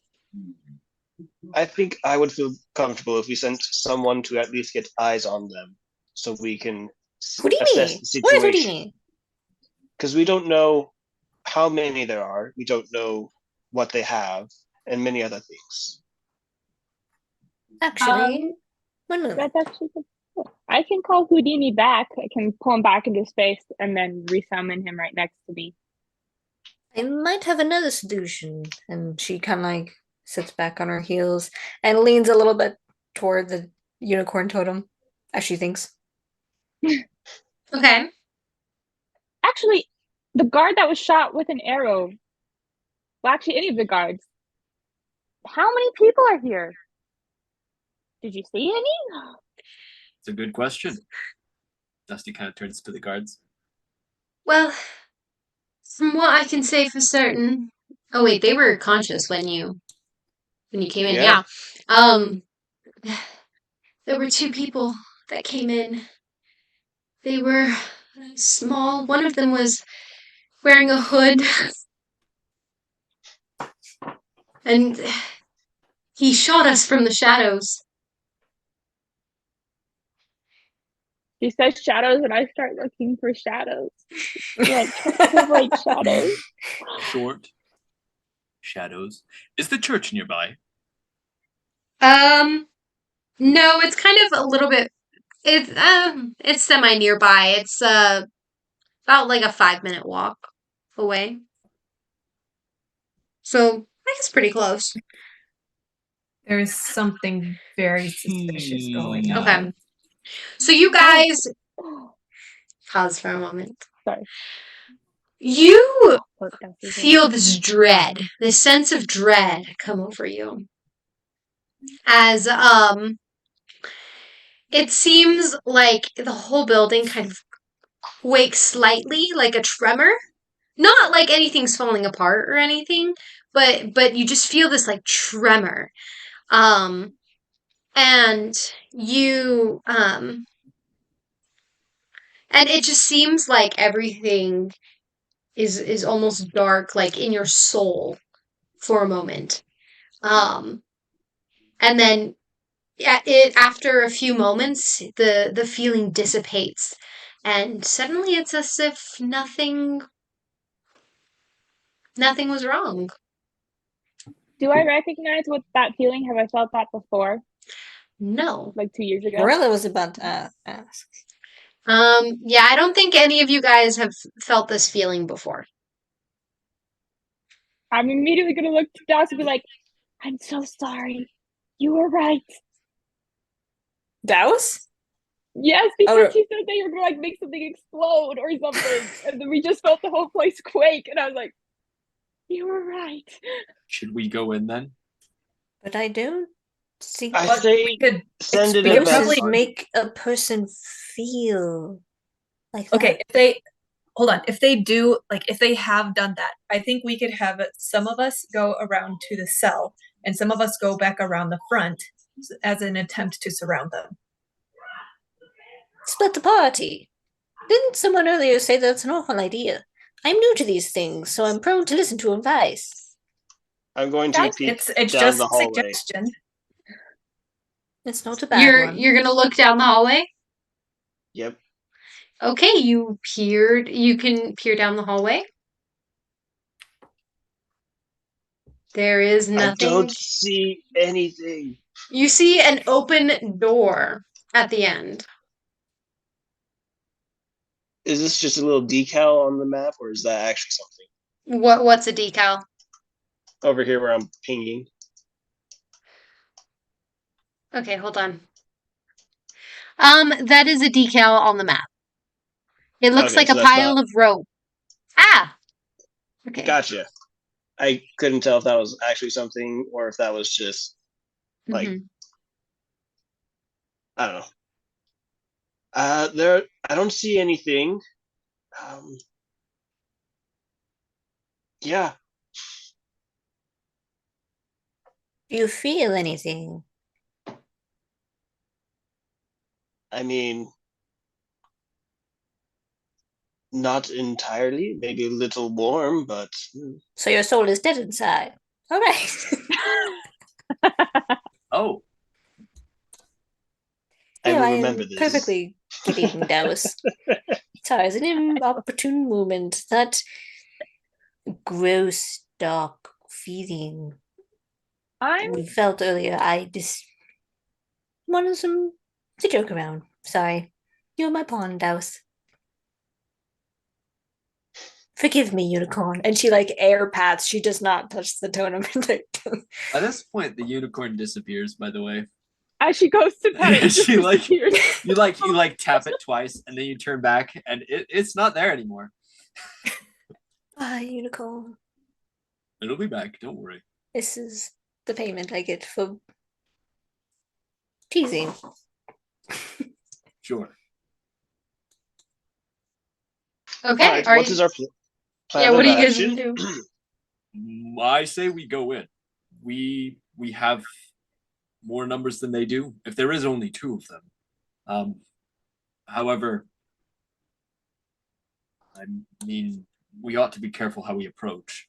We do know that there are some traps, but as long as we approach with caution, I think we should be all right. Agreed. She turns to one of the guards and she asks, are there any other traps that we should know about when heading to Big Nose Jack's cell? Actually, could you give us detailed directions, please, since we're on the same side? The one so one of the guards, she's like, yeah, yes, if you head down that corridor, his cell is going to be at the very end of the corridor through a door. It's the doors are thick, heavy. It's actually soundproof in there for the most part. So from And here, we just walk in a straight line, and we'll get there. yes. And as far as I know, that was the only trap. Excellent. Let's go. Go Oh, then. defended. She is visibly dreading this. But she's like, yeah. I'll stay in the back. I'll stick with you, Nuri. So are you just striding through the door? Smart as you are. Well, Okay, I'll Douse be pointed out a second to that. tripwire before, so Yes. I'm gonna kind of walk up and say, where's that wire? It's just right here. It's just right here on the floor. Don't touch it. It Of might trigger course. something from up above to come down and hurt. Yes. Dusty's gonna step over the wire. You can step over the wire. Nice. Straight through. So is everyone just following behind? Yes. I'll stay kind of to the side, just like making sure no one steps on it. Like, Okay. right here. Step over this. Right here. Do not touch. No touching. Okay. Marilla's going to like lift up her robes like skirts and just kind of step over to the other side. Gonna take a quick glance at my wrist. Yes. And then proceed following behind. Okay. Wait, you looked at your wrist? Yes. Well, I was near the back, so when you do that, what's on your wrist? Where were you looking Oh, at? just my bracelet. What's your bracelet? I'm gonna just like lean over and be like, "What's your bracelet?" I got it from a friend a while back. Are you assuming he's a naughty boy? He might feel nothing inside on occasion. But he was nice enough to make sure each individual made sure not to trip on the nasty wire. Oh, I got this from a friend. It was a gift. Trust me. Not what you're thinking. Dusty turns back. He's like, we gotta hurry. Oh, you're right. You're right. You're right. And he turns back and continues walking. Let's see. Actually, that's cool. I have a brief idea. I'm going to trigger. Actively peering around the corner right now, and that's Okay, hold on one second. Okay, so I'm going to describe the scene here. Douse, were you saying something? Yes, I have an idea. He's going to stand out of the way of the trap, and he's going to try and trigger it. Okay, so you trigger the trap, and these spikes come down, but you were out of the way of like the holes and stuff, so they come striking down, and then they slowly retract back up. But the tripwire is broken. Oh, dang it! I was hoping I was going to be able to take one of those with me. Unfortunately. All right, I will join the group. Okay. Alrighty, so the sight that you see, Dusty, as you come in here, is you see Big Nose Jack tied to a chair, a little wooden chair. His nose has been cut off. And small nose Jack. Sorry. You said small nose Jack. How about no nose Jack? No. Yeah. Oof. He's No, like no, wait, the next wait. Voldemort. It's no Jack. Nose Jack. Nose. Oh. Okay, so his nose is cut off. You see multiple stab wounds in his body. There's a bloody mess on the floor. It looks like each of his fingers are all mangled, like they were all broken. And it seems like he seems very visibly like tortured. In this, but he's very, very much so dead. And not one in his charisma. I love that. Okay. So pretty much he looks very much dead. You do notice on the floor at his feet is a single single black feather. And that's pretty much all you see. It's a bloody mess. That's it. There's no one else in the room. This was Big Nose Jack's cell, right? I think he's dead. He's dead? What? Yes, he's dead. Marilla's going to... Is no one else in there? I Just don't before know. coming around the corner. Dusty's gonna make a perception check real quick, see if anyone else is in the room. Make a perception check. 17 total. Okay. You perceive that there, even though there's like, the map has like decals and stuff like that, those aren't really there. There is a pile of rope on the floor, over in the corner. But other than that, there's no place for anyone to hide. It seems that even though it looks like there's torches, all the torches have been snuffed out here. There is no sound from behind you, Douse, at all. other than the noises of, the soldiers being like, ah, ah, as like, it sounds like one of them is trying to like put pressure on the wound. The Wait, room there's itself. guards in the room? No, the sound The from previous behind room. the Oh, previous okay. room. Yeah. Gotcha. And this one, it's just the bloody mess of what used to be Big Nose Jack. And his So nose is Merilla, gone, seeing like it's this, is not going in the to. room. Sorry. Yeah, his nose is on the floor. Oh, okay. Okay. Yeah. And it looks like it matches. No, sorry. Hmm. Merrilla's going to It's touch a her big brooch, and nose. she's It's going a big to nose. cast light. So it's Okay. a 20-foot radius of light in front of her. Okay, so you can have light in the room as you can picture this. She's going to check the ceiling. You sure there was no one in this room? Ceiling is fine. Okay. A little bit of extra light. Yes, this is. We have another murder on our hands. So Got you. I'm going to go check back in that other room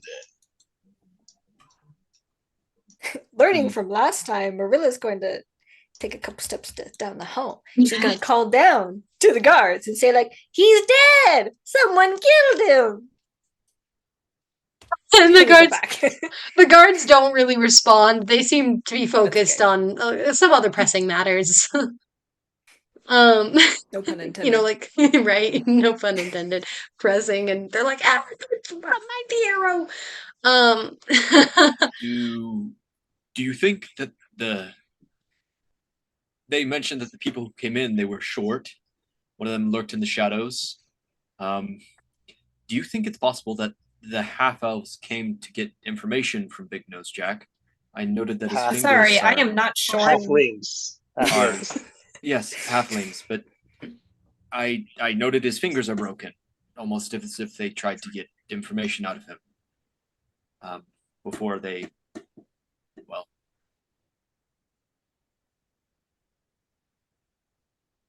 Very perceptive. Why? I don't know. What information would he have? Is he like a pirate and he knows where loads of treasure is? Being a thief and all, Pirates, thieves, it's kind of the same thing. One's on land, one's on the sea. Well, if the two halflings wanted to get information out of him, he was one of the only people who had a name attached to the murder earlier with the guildmaster. They might have come to him to see if they could get information out of him. That might put them in the clear. It's a horrible thing they've done. Very illegal. But then why kill him? They didn't like him. I mean, they had some kind of a case. From what I understand, they wanted him dead, and he ended up in jail instead. If I'm not Them mistaken. personally wanted him dead. I don't know. I don't remember him. It's a little bit foggy. It's a possibility. I don't know, but we might want But to this bring black feather, and Marilla's going to step a little closer. She's going to try to see if she recognizes what kind of bird or whatever thing it came from. Okay. Is that investigation? Make an insight check. Insight? Okay. Or actually, no, 25. sorry. You can use that roll because you rolled for it, but technically it'd be a religion check. Okay. But you can 19 use plus that your roll religion. because it's a 25. Okay. So, pretty much what you notice, as you're investigating this feather, you, are brought back to the reminder of the pendant, the amulet that you guys found, right? And how it was connected to the Creed of Calarium. You know that the goddess Calarium is the goddess of secrets, guile, lies, half-truths, flattery, intrigue, manipulation, stealth, like all sorts of, sketchy things. But what you know is that her image is a crow is something that you is just now coming back to you, that you remember reading somewhere or discovering from someone on your travels throughout the world. And from the presences that you felt earlier, the kind of the dark, overbearing, you can gauge that there was some sort of interaction with the goddess of Calarium very directly.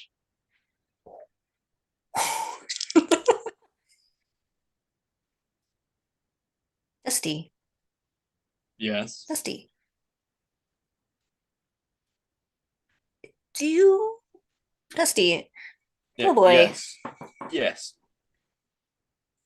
Is there Do something you wrong with the remember feather? that amulet that we found in Guild Warden Kaya's office? Yes, with that religious symbol on it. Yes, the teardrop and the circle that's crossed out. Remember how black that was on the green stone? Yes, I do. Perhaps it is my old mind making queer connections, but this feather is pointing out. It's just as black and of the same feel, if you will, as that amulet. And considering that dark, horrible feeling we experienced in the other room with the guards, I think the goddess Clarium somehow is directly connected to this. Why? Maybe he was an unpenitent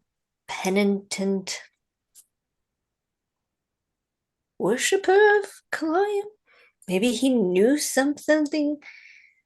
I don't know if it's Calarium herself that came and tortured her that wanted the information, but possibly the one that killed him. Just with that feeling of darkness, something very dark was certainly here in this prison. Very likely in this room by token of this feather. I see. Then were both murders related to this? We discovered a relic at the first crime scene, and at this one. Why? Yes. What does a god have to do with any of this? Especially a nasty, ill-tempered one. His heart is still in his chest, right? Yes, but it's been stabbed multiple times. Murder of aggression. Yeah, his whole chest and everything is stabbed multiple times. You can't even count the amount of stab wounds. It's just a bloody heap at this point. I'm kidding. Anyway, sorry. Someone definitely had a little bit of practice here. A little bit of fun. So nasty, so... 30 she just stab wounds. Blinks, looks away. I am grateful for light. And she like touches her brooch again as she considers it. Yes. So what do we do now? We have another dead body on our hands. I don't think it's a mystery who killed him this time. We do have information about that. I think we should go back and inform Novak about this. Yes. Perhaps we should. Yes.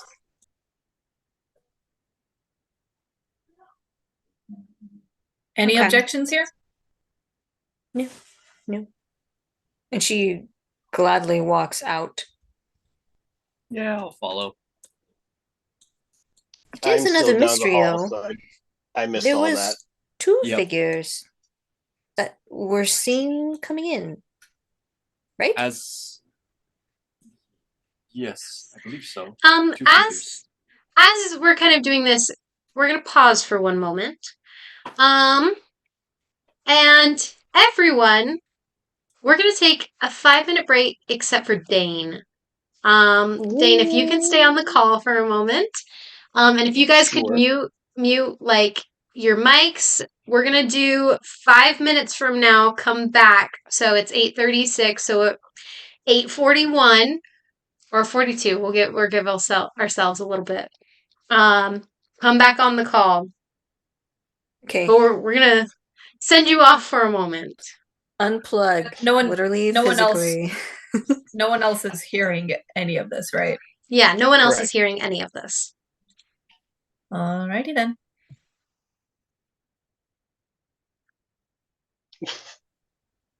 Okay. Douse. Yes. So, your bracelet, as you've been noting as you've been traveling through this dungeon, it's been starting to heat and getting warmer and warmer, and suddenly it burned you once from the amount of heat that came from it, and it kind of died down for a moment after that. Okay. So just like a sudden burst of heat Yeah. pain. A sudden burst of like Gotcha. heat pain, and you took 1 point of fire damage from that. And it seems to be radiating this dark, deep hunger. And as you are kind of like you mentioned that you were kind of waving it around to kind of like kind of cool it down a just little bit. Cool down. Cool Yeah. down. You hear in your mind this deep, gravelly. You broke out right there. I didn't get Oh, that. sorry. My hunger. Hunger. I can't go that low. My hunger. Kind of like that. Yeah, kind of like that. Deep. Okay. I just can't go very deep. This feed me. This I hunger. And it's just like it's starting to envelop your mind. You just it's kind of like how you have like kind of a background thought, but it's suddenly starting to become more of like a forefront thought and just very present in your mind. Gotcha. Mm-hmm. And the heat, has it subsided, or is it still kind of present there? It's still present, but it's actually not. It's it seems like the heat is starting to die down a little bit. But your wrist is starting to feel like dry. So I'm gonna have you take 1 point of damage. Yep. Already done.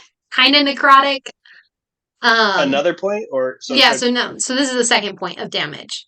Okay. Because you're far away from the group. You're kind of at the end there, right? Yeah, for those who weren't aware, I came back here to keep an eye on these two guards as they were awake, and so I mean a little suspicion there. Mm-hmm. And they are still being tended to by the other guards. But yeah, so you're back there, and your wrist is now like not burning. It seems to have subsided and calmed and cooled into kind of just a dull warmth. And now, Okay. but now your arm is starting to feel weak. Take 2 more points of necrotic damage. All right, so I should be down to 14. And so it's a little dry and everything, and this is not feeling like something I can leave off for later, even though we're in the middle of a situation. Yeah, even though you're in the middle of the situation, it seems to just your arm is weakening. It's getting dry. You see the blue of your skin tone starting to pale. Okay. So with yeah, that, it's not feeling good. yeah, and I don't have any clue as to what it's hungering for outside of my arms dry and Yes. You don't know what it's hungering for, but it seems that your bracelet, the bracelet that has actually, do you want to describe your bracelet real quick? So it is, I believe it to be just a silver band. It's got just a nice little blue opal on the front of it. It was given to me in the primordial plains by a it was a genie or Djinn. Yeah, Djinn? Digin, if I'm saying it However you right. want to say that. Okay. Yeah, and that's where I got it from. He had Okay. But helped yeah, me out that's and whatnot. okay, perfect. That's all, and that's all the information you know. Sierra, you're fine. Yes. That's all the information you know, and that's what's happening right now. And the thoughts are still there. Just If the heat is still there, I would try cooling the it down heat is with a no little bit longer of there. water. Oh, the It, heat's no longer there. yeah, it's just a dull warmth now. Okay. Is it completely dissipating, or does it feel like this is going to continue? It seems like it's continuing for now, but it seems like it's slowing. If that makes sense. Like the Sierra, can you mute yourself? I'll wave really big. Just keep it muted so don't listen. But pretty much the hunger is still in your mind, and it was at the forefront, and now it's starting to subside slowly, going back into the background. Okay. So it seems like it's going to die out. If it's going to die out, I'm going to. Douse, he doesn't want to address it at the moment. So he's going to put it on pause, and he will think about it later. And if take it comes 4 back more. up, If it comes back 4 up, more points. yeah, 4 more If it points of comes, damage. if it gets worse, he's going to try and counteract the heat Okay. by throwing some water on it and just trying some things to get rid of it. Alrighty. You're feeling pretty weak now, but as it takes 1 more point from you, 1 more, it seems the voice seems to leave your mind, and the bracelet feels cold now. And it seems like everything's back to normal. Yeah, All right. back to normal. I'm good. Yep. Also, everyone, we are ready. I don't know if I can drop it in the chat. Here. We are ready for your return. Third, we're ready. Yes, I just got back. Oh, that was relaxing. I'm sure nothing weird happened while we were gone. Yeah. I don't know. Relatively normal. So Dusty's probably gonna walk down this hallway and he's gonna explain what is happening in that room to Douse. Douse is not going to be very attentive to your explanation. Okay. Is he injured? He doesn't look strong. He's kind of drained. His right arm, is it your right arm or your left arm? Oh, I'm not going to show them. Well, the coloration is okay.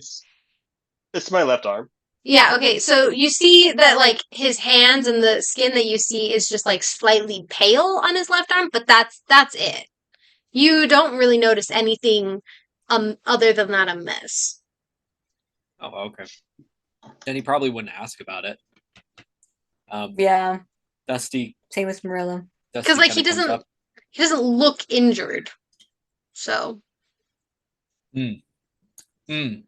I see a red bar lower, but I'm gonna ignore that, and I'm gonna say, Douse, we found something in the other room. It's really nasty. Yeah, it seems like someone killed Big Nose Jack. He's dead? He has his That's- heart. He's dead. That's news. Yes. Are you all right? I'm You seem good. You seem a little I'm good. off. No,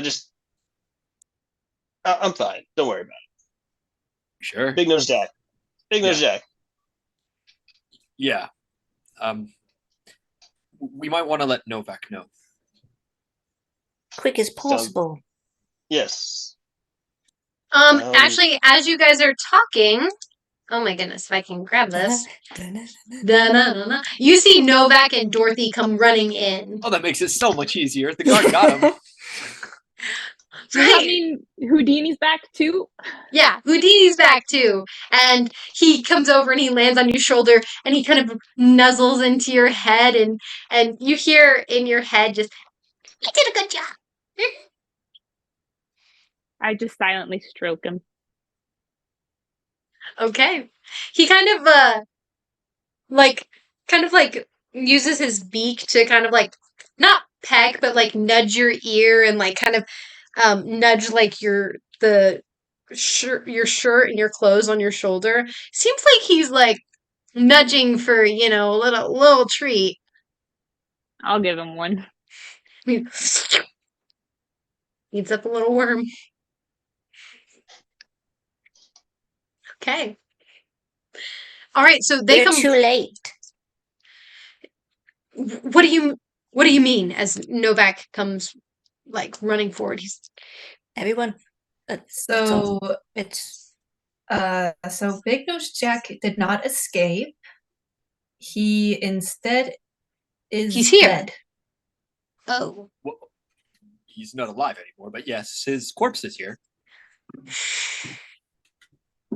It was stabbed severely. he has his heart.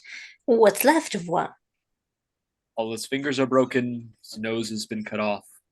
You can look at it. It's down the hall. It's fine. Tied to a chair. Don't worry, I disabled the trap for you. Well, there's no use in trying to revive him right now. But There's a he's crow feather at his feet. at that he kind of like piques his interest. A crow feather, you say? Yes.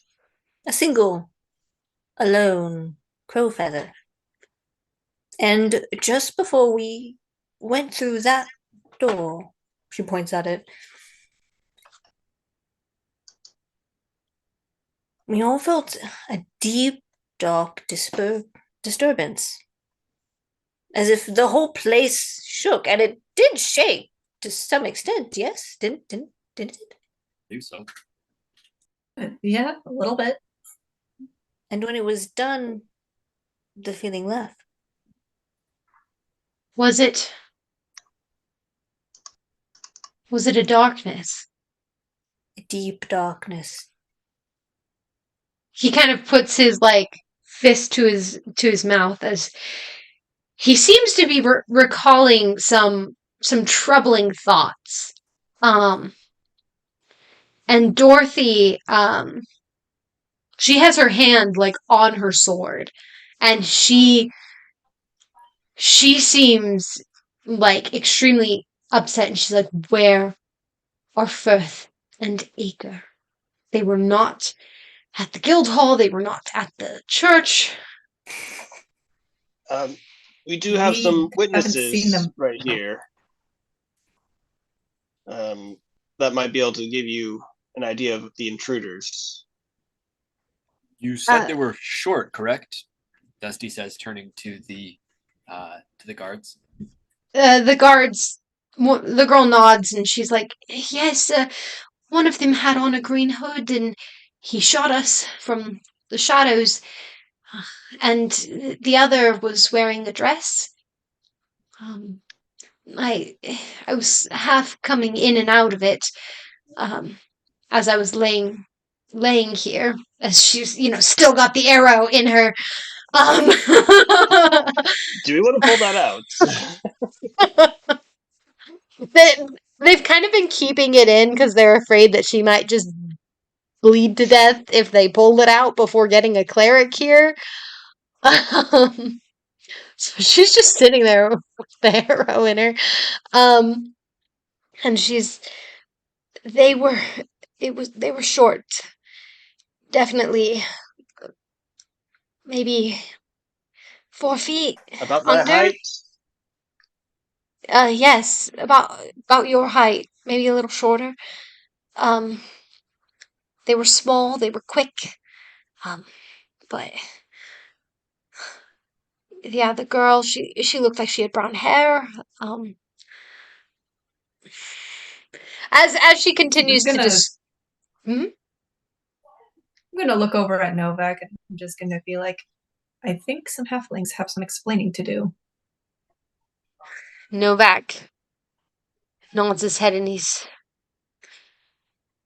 I seem to agree with you. And he seems to just kind of like he kind of like hits his hip as he like kind of turns around and kind of paces a little bit, and you see just like claws like out and bared and teeth bared, and Mars is gonna step back. he's not a cat you want to mess with. Where? Novak. Yes, we need to find them. Unless there was something else you were going to say?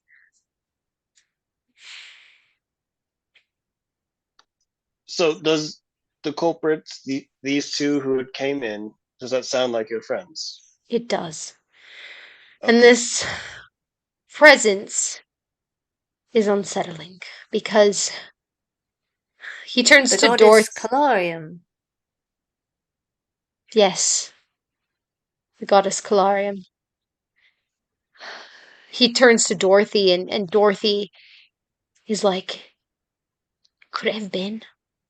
All these years it was her? It was And her. Novak kind of.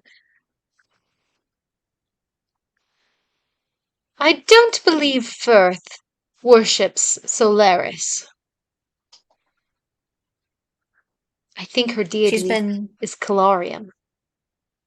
deceiving you all of your time together. A cleric of the goddess Calarium. That's what I think. Goddess of liars and other nasty things. Would befit her deity. We felt this same presence before, and as you were describing it, it comes clearly back to my mind of other times on adventures in dire straits, of feeling this presence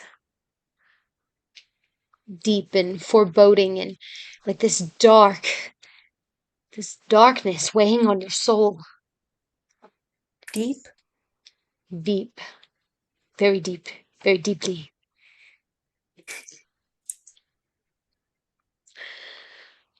Then I think, in one way, it's solved. The murder? Yes. But why? What for? To what end? He seems This to is open just up the beginning. he seems to open up his cloak, and he pulls out one of his daggers and kind of toys with it for a second, and he's like, we're gonna find out, aren't we? And he starts storming out of the room. Novak? Dorothy follows Don't do him. anything silly. Remember, Trixie. Can I? We should follow. Perhaps Yeah, we should. Yeah, Hold on. let's follow. Are you all going to be all right? Dusty turns to the guards. They sorry, the girl's like, yeah, we sent Jerry out to go get a cleric, so they should be back any moment now. Do Okay. you have any health potions on you, by chance? No, the only health potions we ever get are the ones we confiscate from brigands. Needs to be I a better mean, system. if you have a contraband closet, that might be the time to break those out. We Just a do, thought. we don't really have any on us right now. There's only leather armor, dingy leather armor, and swords that we've taken, gold, stuff like that. That is contraband. It was just a suggestion. Well, thank you. It would have been a good thought. Unfortunately, we don't quite have it.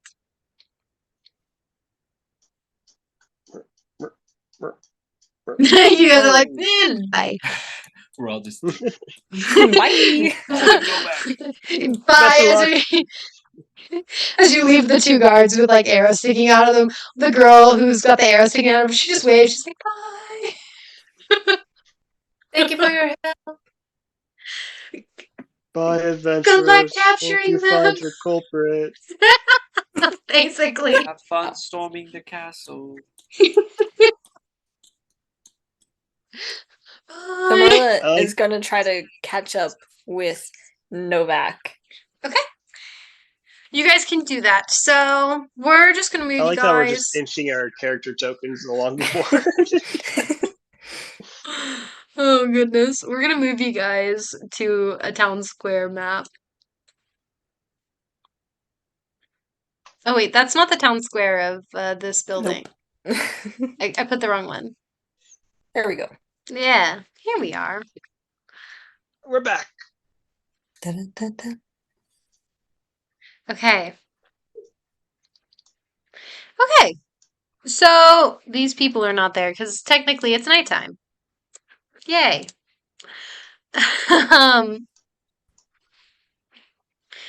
Alrighty, so you guys are there with. Oh, sorry. We put the right people out. Where found the is culprit. Novak and Dorothy. Novak and Dorothy? There we go. Okay, so Novak and Dorothy, they seem to be like Novak seems to be kind of just like searching for them. Let me look at his sheet real quick. Okay. Could I help him? Yeah. So he's going to be basically like trying to find them for like a search. If you are wanting to help, you can give him an advantage.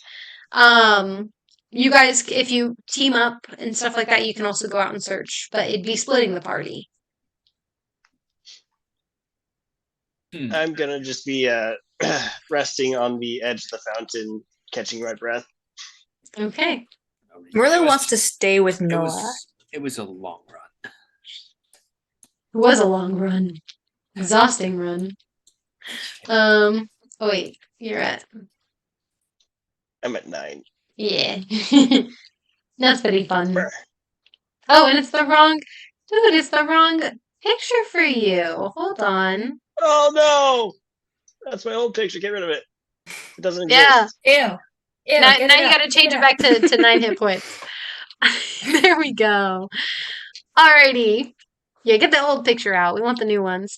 Okay. Beautiful, fantastic. Gorgeous.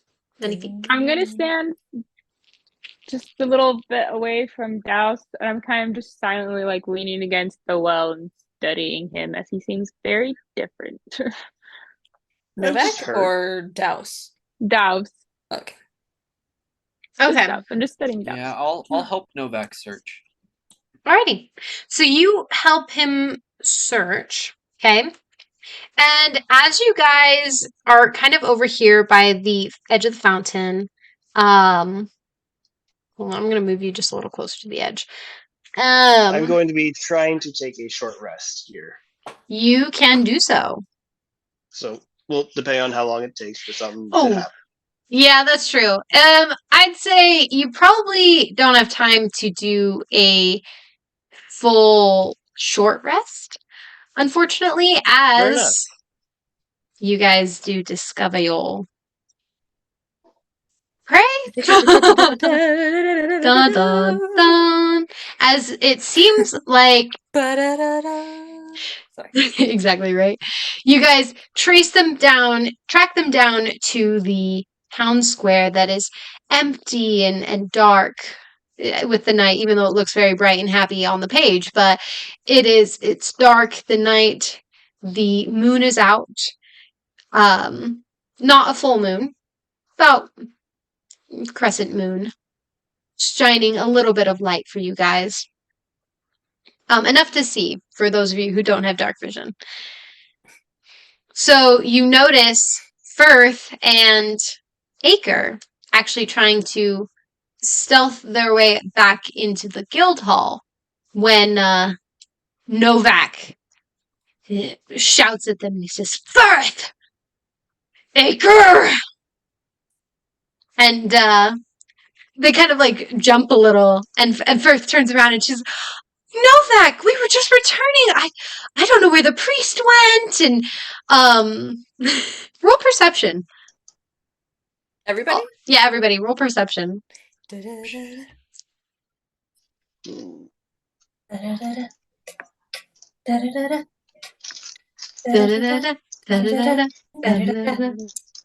15 for Merilla. 10 for Dusty. 2 for Amaris. 11 for Nuri. That sounded so sad. Where's my perception? Okay, let me That's get a 10. 10. Okay, so well, the only 2 people who got above a 10 were Sierra or Nuri and Merilla. Yep. Okay. All right, and Nuri, you got an 11. Mm-hmm. Okay, but Merilla got a 15. So Merilla, you're the only one that notices this. But you actually notice blood on the edge of her skirts. As if they were like accidentally trailed through a puddle of blood.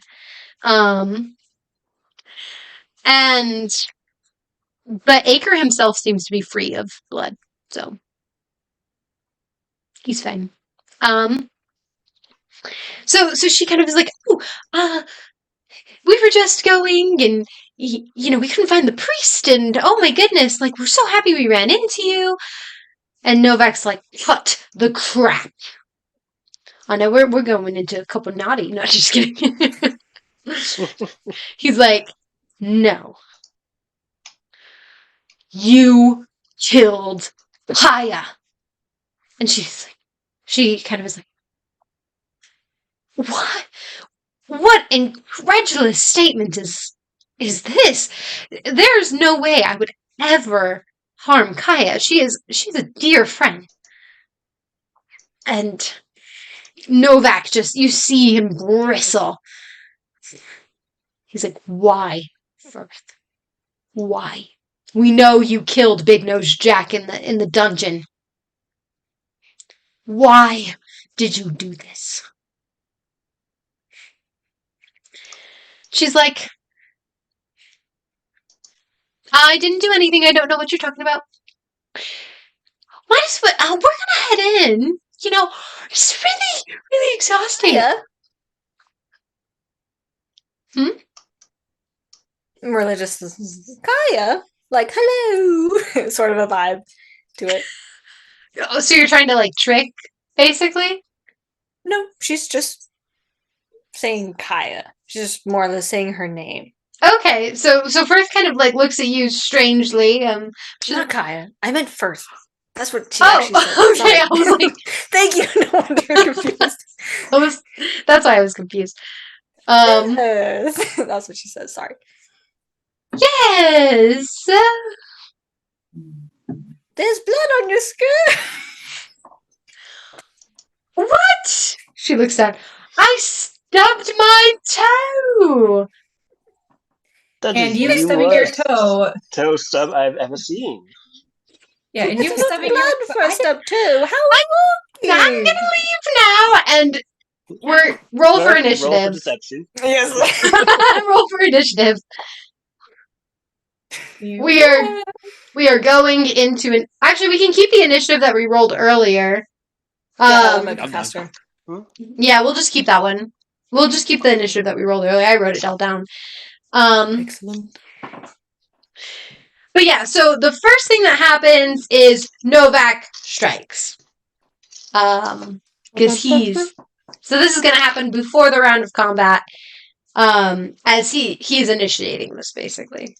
So he's going to strike, and holy crud, I need to organize all this. Okay. I got a 15 with my dice Or, wait. for initiative. Oh, for We're initiative. just keeping the same one. Yeah, we're going to keep the same initiative from before. Oh, okay, never mind. No, but that was an awesome I roll. was so excited. I know, right? I'm sorry. Okay, so Novak's going to attack. Takes one short. Okay. Alrighty. He is going to attack with his short sword. And he hits. Holy crud. Okay. Does not do a lot of damage. 7 points of damage. Okay, I'm sorry. I need to. There's so many of these. Okay, we're going to input her hit points and then -7. Alright, so basically. And then his hit points. Okay.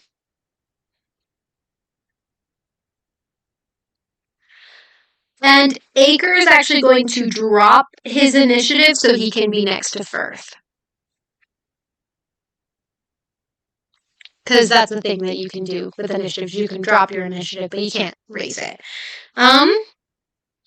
Okay, so pretty much Novak got that first hit, and now we're going to go to the top of the round, which is actually now Megan.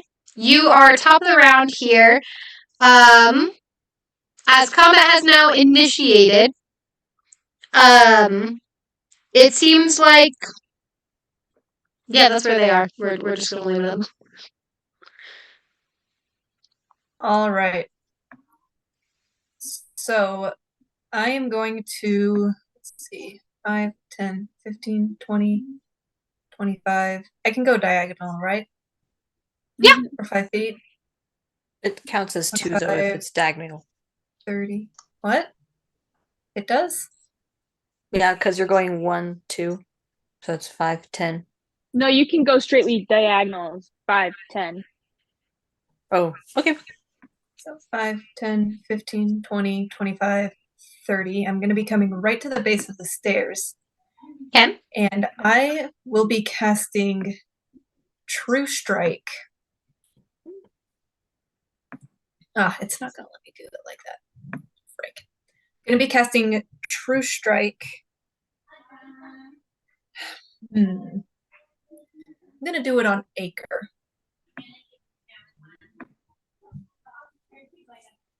Okay. True strike on Acre. Alrighty. Yes. I'm gonna put that in the chat so you know what it does.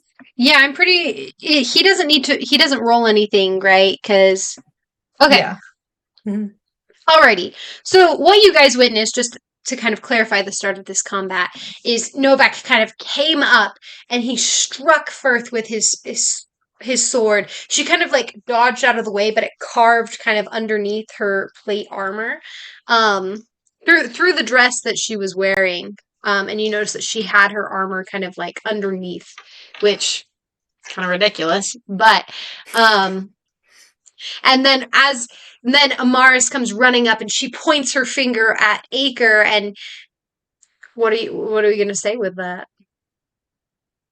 And point a finger at the target in range. Your magic grants you a brief insight into the target's defenses. Mm-hmm. On your next turn, you gain advantage on your first attack roll against the target, provided that the spell has not ended. Okay, are you like just going to like sing, shout a poem? You are a bard. I am a bard, so I do need to do something. I I guess with that, she doesn't want to make it too obvious what she's doing, so she's gonna like hum, like quietly hum to herself as she casts it. Okay. So you point out your finger towards him and you hum this little tune and you just feel like sparkles of energy kind of coming across from you and you have this insight into where you can now understand where some of his weak spots may be as a ranger, that he has kind of a gap in his armor here, as this insight kind of comes to you. All right. And so that's your turn? Yes. Okay. Alrighty. So now it is Firth and Acre's turn. So, okay. Acre is going to take an opportunity attack and take a step away from Novak. So he is going to... Novak rolled a nat 1. So... No. No. So Novak goes to like strike him, but we're gonna actually say that this gives Firth advantage on her attack. Which I didn't write down his AC.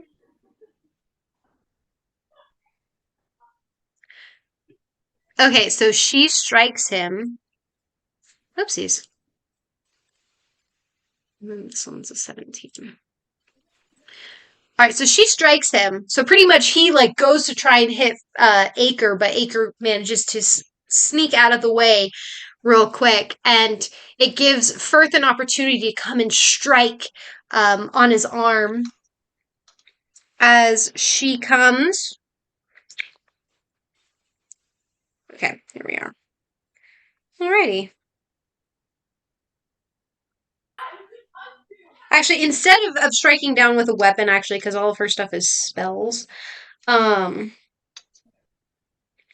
no, she conjures a spiritual weapon. So you now see this like spiritual hammer coming and strikes down on Novak's arm, dealing. Oh goodness, I have to pull spiritual weapon now. Spiritual. Yeah, I think. So it's this floating spectral weapon appears of this floating spectral hammer in this actually this dark purple light. Yeah, so 1d8 plus your spellcasting ability modifier. Oh, max damage. I know that. He's like level 15. Right? He just wants to join his wife. That's fine. No. This is so bad. Spellcasting ability modifier. Okay. So that is 16 points of damage.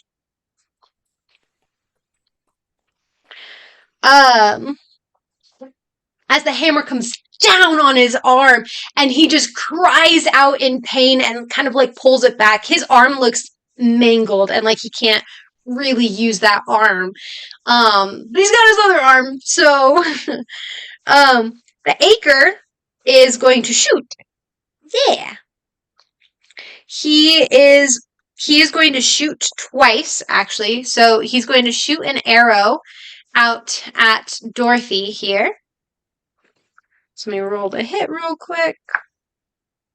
Oh my goodness, these are all rolling pretty low.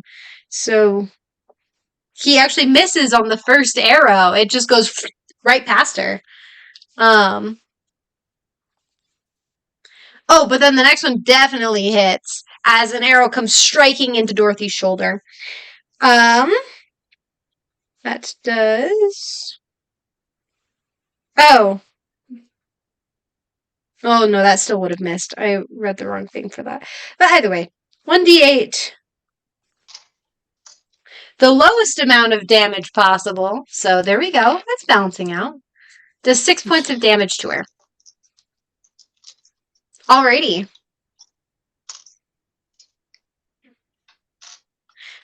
And now it is Douse's turn as all of this combat is coming out. So 5, 10. So I go 10 feet up. I'm trying to get to the front of the group, Okay. which my speed is 30. Okay. And get to right here. Yeah, you can get next to Amaris. So I'll get next to Amaris. And then there's not much I can do. So I will hold my action to strike anyone who comes within striking distance, basically. Okay. So you're holding your action? Yep. And then I Alrighty. will use a key point, and which allows me to do my patient defense. You can spend 1 key point to take the dodge action as a bonus action. Okay. Yeah. Alrighty. Also, I just put her spiritual weapon out. So you are now patiently defending as kind of like I imagine from like those video game like characters where they're bouncing side to side a little Street bit. Fighter. Just let me at him, Yeah. coach. Let me at him. Let me at him. Exactly. As you are patiently defending your comrades there. Okay. So now it is Dusty's turn. Right? So let's see. How far away was I? Oh, yeah, close enough. Okay, so Dusty is going to bolt up forward while pulling out his quarterstaff, and he's going to cast Shillelagh using his bonus action. Okay, what does Shillelagh do? Shillelagh empowers the quarterstaff to, instead of taking strength for its damage modifier, it takes his wisdom modifier instead. Oh. And on top of that, the weapon's damage die becomes a d8, and it has the purposes of being magical for overcoming resistances. Okay. So awesome. He's going to charge up at her, and he's going to take a swing. Alrighty. So you come running up the steps, and you come like a baseball bat, basically, coming in and striking her on the side. Magical green energy kind of emanates from your staff. You actually see a couple, like, desert, plants, almost like, I can't remember the name of it, but this one like kind of plant just crawling up and wrapping around the edges of your staff.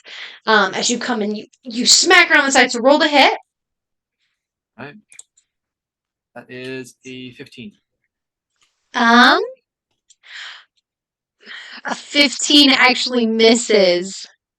As you come to strike, and she kind of whoop, kind of bellows herself out and kind of arches as it swipes right in front of her. All right. And with that, I'll end my turn. Okay, awesome.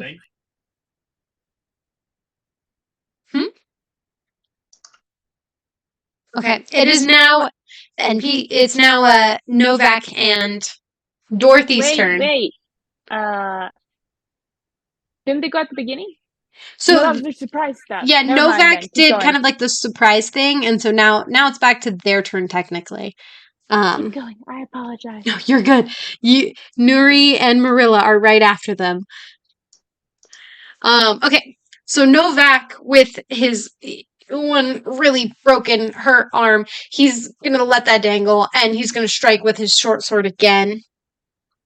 So that's pretty much all he can really do right now. Oh, I went to the wrong one. Where's the rogue? Where did it go? Hold on, I'm missing something. Oh, okay.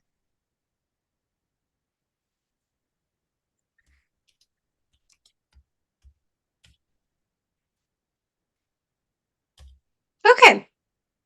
So actually, since you are within 5 feet of an ally, and since Dusty came in and swiped that, her attention is now turned to Dusty, so he actually gets to have sneak attack, and he gets advantage on his roll. As he comes and he strikes her again. I rolled double fives. Oh. What's his ad for this? Plus He's 9 damage? emotionally distraught. It's okay. He's just really worried. You know, his wife's dead. He thinks like some of his best friends were the people who killed it. He's stressed. It's okay. Well, he totally misses. He's stressed. He goes for the swing, and she kind of is like kind of dodges out. Actually, no, he goes for the strike from above, and she kind of holds up her wrist, and it lodges in a portion of her armor, and she kind of like shrugs it off. So that was his turn, and now it's Dorothy's turn, and she is a fighter. Okay. Which is pretty cool. She's gonna come running up to Acre. Well, actually, she sees Novak's in trouble, so she can't really get to him, really. Yeah, she'll probably head up to Acre. Well, actually, yeah, because he shot her. So she's going to attack him with her rapier. With a nat 20 on the first one. She's on top of things. She's the only one on top of things. Novak's just Novak is frazzled. emotionally distraught right Heck now. yeah. Dorothy has He's been distraught. expecting this. She's pissed. She's like, that's it. You're That's dead. the difference. Yeah, that's the difference. Exactly. All right, so she's going to double rolled max damage. Yes! Doubles it. Holy crap. I'm not even lying. Like, I kind of want to just, like, grab the camera and just, like, look at that. Like, I am the nat so 20 sorry. right there and You the are 8 great. there. Yeah, I'm not lying. Okay, hold on. Wait, let me make sure my camera's in the good position. Okay. I know to do. Yeah, no, she's pretty awesome right now. Okay. So that is going to be a total of, because you double the die and not the add-on. So that's 16 plus 5. So it's 21 points of damage as she strikes down with her first attack.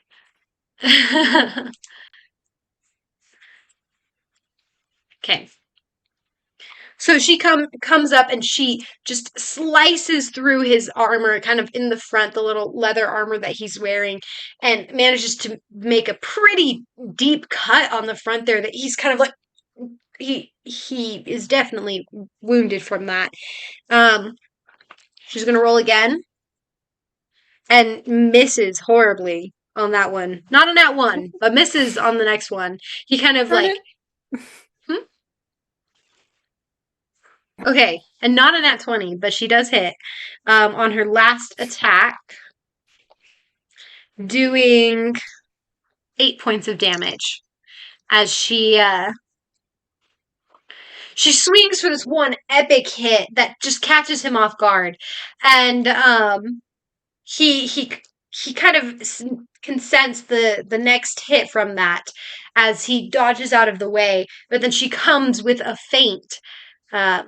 Feinting that she's going to come at an attack from above when she actually quickly brings it down and strikes from below. And now it is Nuri's turn.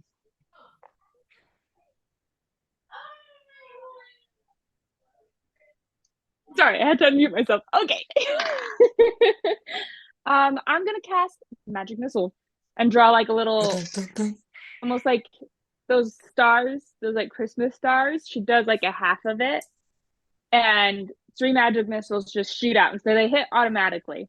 Okay, on who?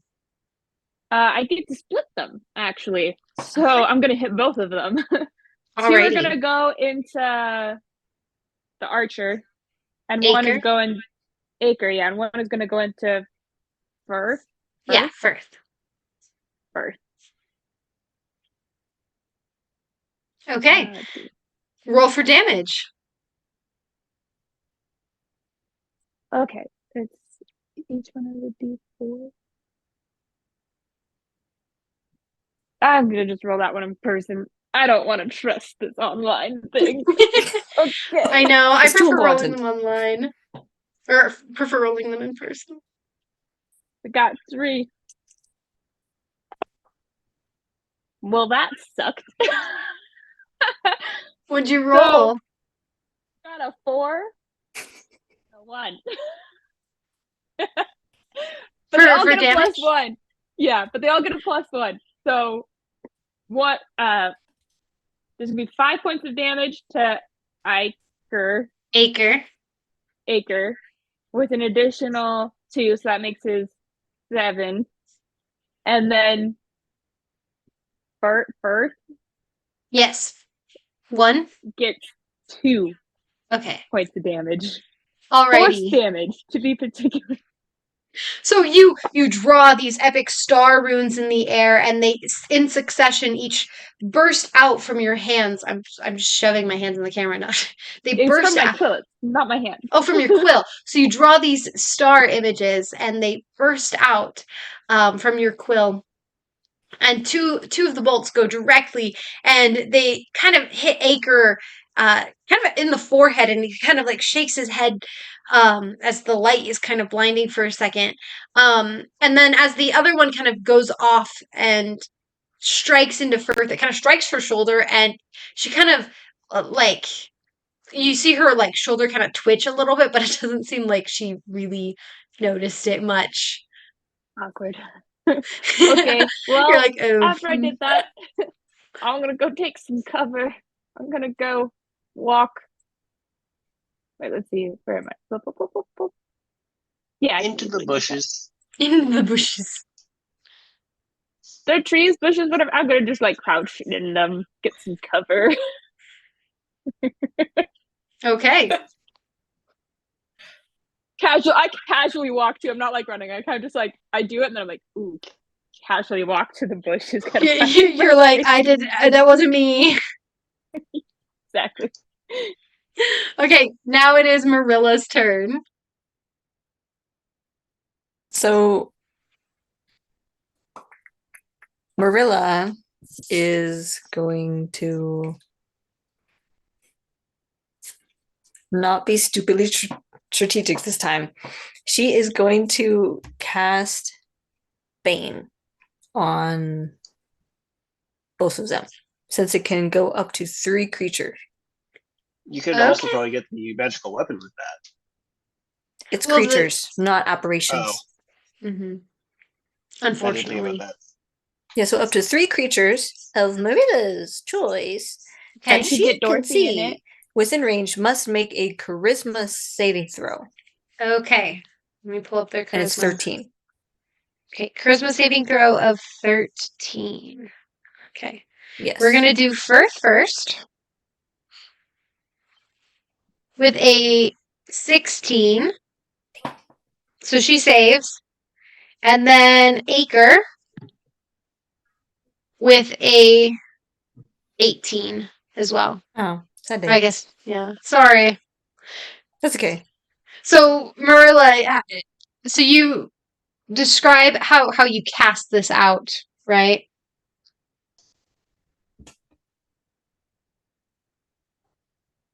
She doesn't do anything like necessarily particularly special Mm-hmm.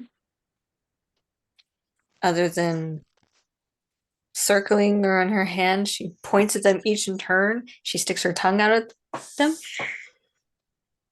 Okay. And then to Novak, bonus action, she calls, Novak! Think of Trixie! Bardic Inspiration. Okay. So you give him Bardic Inspiration. That's a D6, right? Yes. Okay. Alrighty. And that was your turn. So now it is up to the top of the order. Megan. All right. So, let's see. 5, 10, 15, 20, 25, 30. Perfect. And I have advantage for this. You do. I am going to attack him with my rapier. Okay. Roll to hit. Let's see. There's first one. 16 to hit. Do you not have any adds from your rapier? Because you get to add your dexterity, and if you're proficient, you can add your proficiency bonus. I I add dexterity to it? Yeah, because it's a finesse weapon. Okay, so that would be 17 then. And is there anything else that I add on? Or if I'm if proficient you're in it? if you're proficient, then you get to add your proficiency bonus as well. Which I'm pretty sure since you're a bard, you should be proficient in it. Yeah, dexterity and charisma is what I'm proficient in. It looks like. Well, that's so saving it would be in your Proficient in proficiency. the weapons. Yeah, it would be Proficiency in martial bonus? weapons. Martial. Yeah, your proficiency bonus, which is a +2 right now. So technically, if your dexterity is a +1, you'd get to add +3 to every roll that you make with your rapier. Oh, so then that would make it a 19. Yeah, 19 to hit. And a 19 does hit. Because I was like, hold on, you gotta have some pluses, because a 16 just barely misses. So, Right, looks okay. like I do. So it's a +3 hit. to the rapier. Okay. Okay. All right, so I do hit, and that's 1d8, correct? I believe so. And then you get to add... Yeah, I think it's just a d8, right? Yeah, it's a D8, and then she'll add her dexterity modifier to the damage. My dex modifier, so it would be like a dexterity. 1.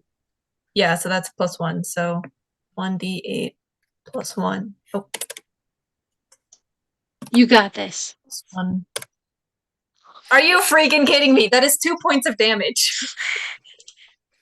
Okay. Solid slice of cloth. No doubting. You Quick come save. you come to strike down, and it seems like you are about to just barely miss him when, with your skill that you have and your proficiency you remember that you have, you manage to feint the blow and skim him right on the shoulder.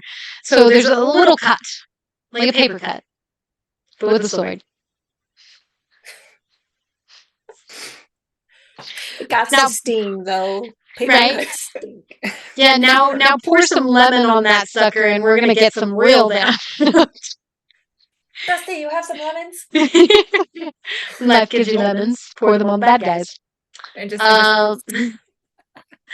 Okay. Alrighty. So, Megan, was that your turn? Yep.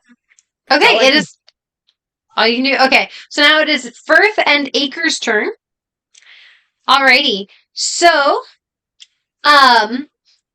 Firth, her spiritual weapon with her bonus action is going to attack. And it's going to attack Novak. And it misses. Yep.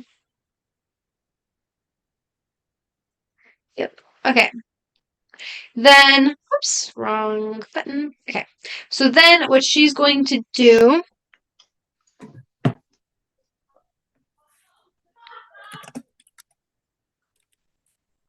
Alrighty. Gotta pull up another spell here. Name idea, the lemon killers from Sierra, for those at home. You should put that in the chat, which I found comedic enough to mention. Lemon killers. I love that. Oh my goodness. Okay.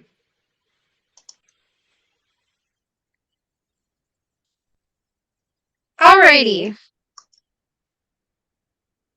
So she gets 8 plus 8.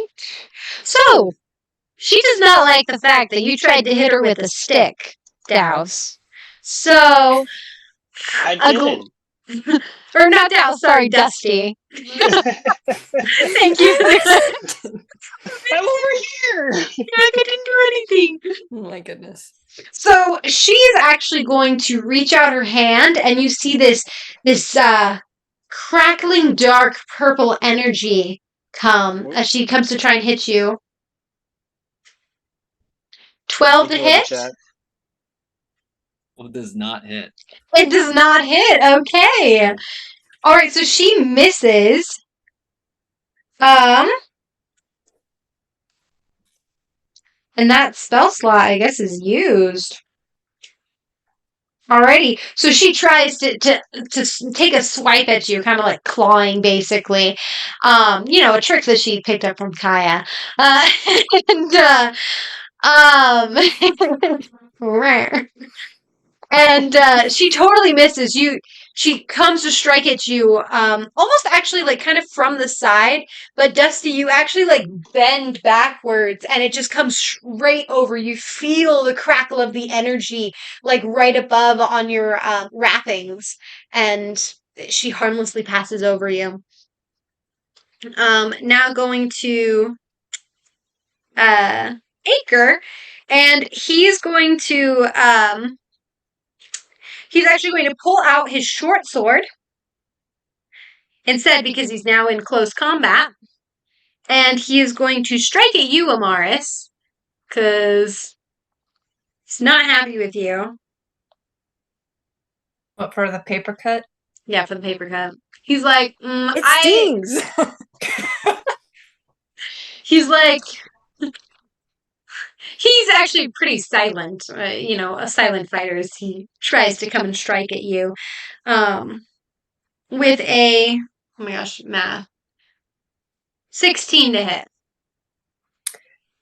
Fetch. It hits? It hits. Okay. Well, he did the minimum amount of damage, so that is 6 points of damage. Okay. All right, so take 6 points of damage, and that was his first attack with the short sword. His second attack, he's actually going to strike at Dorothy, who he's also pretty mad at, with a... I think he misses her, actually. Yeah, no, he totally misses her. He tries to strike at her, and she blocks it with her armor on her, with her arm. She's like, can't land a hit, can you? She kind of sneers in his face. And now it is Douse's turn. Okay. I am going to run over here. Okay. And I am going to, as I'm running around, I like kind of slip behind Dorothy, and I'm going to take a quick snap at his knee. See if I can make him buckle. My inner player is coming out, and I'm just going to say that you have enough movement that if you wanted to, you could go right above him and get advantage on the roll because it's flanking. Okay, I didn't know if I would be able to. When I was measuring it out, I got to like 20, and I was like, Yeah, no, you had 20. I saw the arrow. It said you had 20 feet to get to here, and then it should be. I have 30 total. Yeah, so it's 30 total, so you have like just 10 feet to get there, so if you wanted to. Okay. Yeah, this is my inner player is coming out, so I'm like, oh, that's fine. It's an option. I didn't think I could make it, so I'm glad you said so. Okay. So that will be advantage then to get his knee. That is a nat 20. Yes! Hit that boy! You come and strike down with your elbow on his knee. All right, now roll for damage. For damage. Double damage. And I think if you click it with the unarmed strike here on the nat 20 one, it should already roll it with double damage. 6 plus 2. So it looks like, yeah, it rolled 2 and it got plus 2, I guess. Looks like it's a 4. How is that different? It said I clicked it on the other one. I clicked it on. Okay, well, it looks like on the first one, I don't think it did roll double damage for some reason. So double, because it looks like it rolled max damage 4 plus 2. So it'd be 8 plus 2, so 10 damage. Yeah. To his kneecap. The first one, Emily, the first one actually did if you hover over it, because it says 6, but it's 4 plus 2, because 1d4 did full damage. And then the other one, the second dice, got 1 out of the D4. Okay. Oh, okay. Now I see it. I It was see it. throwing me off because I have a +2 to my damage anyway. So That's yeah. okay, so 8 damage to his kneecap. Okay, 8 damage. My goal with that was to get him to go down. I don't know if that happened. Yeah, you kind of like come with a quick jab to his kneecap, and he actually buckles and he falls down prone on the ground. Wonderful, because I'm going Okay. to do that again, but not at his kneecap. Well, So now he's down. I'm just he's down, and I'm just gonna come back with the elbow. like a jump and down. Not so much a jump, but it was kind of like a 1-2 swipe. So like go for the knee, and then as he's going down. Nice. Okay, so just one swift movement. All right, roll to hit with advantage. So that's a dirty 20. Dirty 20 hits. Roll for damage. 6 damage of him just going Alrighty. straight down with it. Dang. Okay, so you come striking down, and he underneath the blow seems pretty battered. Knock the wind out of him! How You bad did does he knock look? the wind.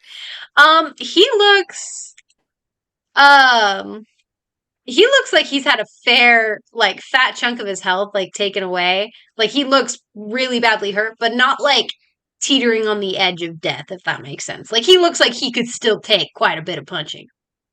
All right, I'm going to use my last key point to do flurry of blows and do 2 more unarmed strikes. Oh my gosh, you are just like, alrighty, we're gonna just keep He's punching. down, like, get him! Just knock him out. You're just down there, just. So another dirty 20, Dang, you're good getting these good dirty 20s, okay? and then a 19 for the second. Okay, they both hit. Alright, roll for damage for both. Boop, boop. 10 extra damage. Alrighty. And Okay. now I am probably his next target. Yeah, he's on the ground and he's like, ugh. As you, I was hoping to make him unconscious as I was doing that, but yeah, he is like squished on the ground like a bug almost. I think you're the only small guy.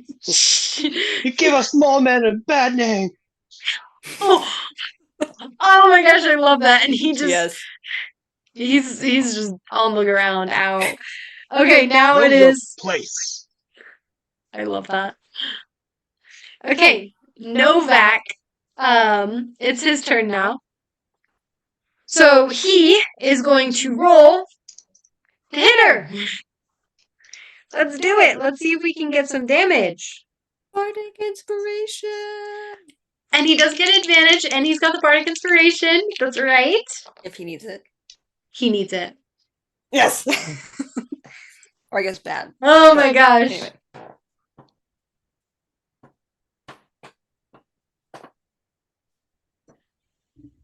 The Bardic Inspiration made it so he just barely hit. Let's go. For Trixie! For Trixie! Trixie, he's just like, Trixie! And he just like strikes with his sword. And since it is a technical sneak attack, he gets to add his sneak attack damage, which is 7d6. Do I have enough d6? 4, 5, 6. I only have 6. right. That's a beautiful question. to hear. 76 damage, guys. 76. Yeah, Let's totally. go. On One top shot. of on top of another d6. So technically it's 8d6. Oh my heavens. I don't have my other bag of dice on me, so I'll just re-roll 2 of these. Okay. Hold on, I need a calculator. Actually, no, this one looks like it's fairly easy. That's 15, 21, There you go. 25. Okay, well, he got 25 plus. Ooh, okay, plus 10, so that's 35. So he got 35. Oh, plus 5. So that's 40 points of damage. Heck yes. I'm Yes. glad I'm not on the opposite end of that sword. Yeah. You see this, actually, Dusty, you see this gleam in his eyes of anger, this fury, and this drive. You can almost sense this, like, drive to protect. As you know, Trixie is on his mind. As he comes, and he like just comes and runs his sword like through her side, and she like takes a gasp of air. She's not dead, but she's very wounded, as now she's got this sword in her. And she kind of is like gasping on the edge of it, and Novak just drives it in deeper. Now it is Dorothy's turn. And Dorothy's gonna follow after Douse's lead. She kind of like looks at him, and she kind of points at you, and she's like, I like your style. And she's gonna do 3 sword attacks on him.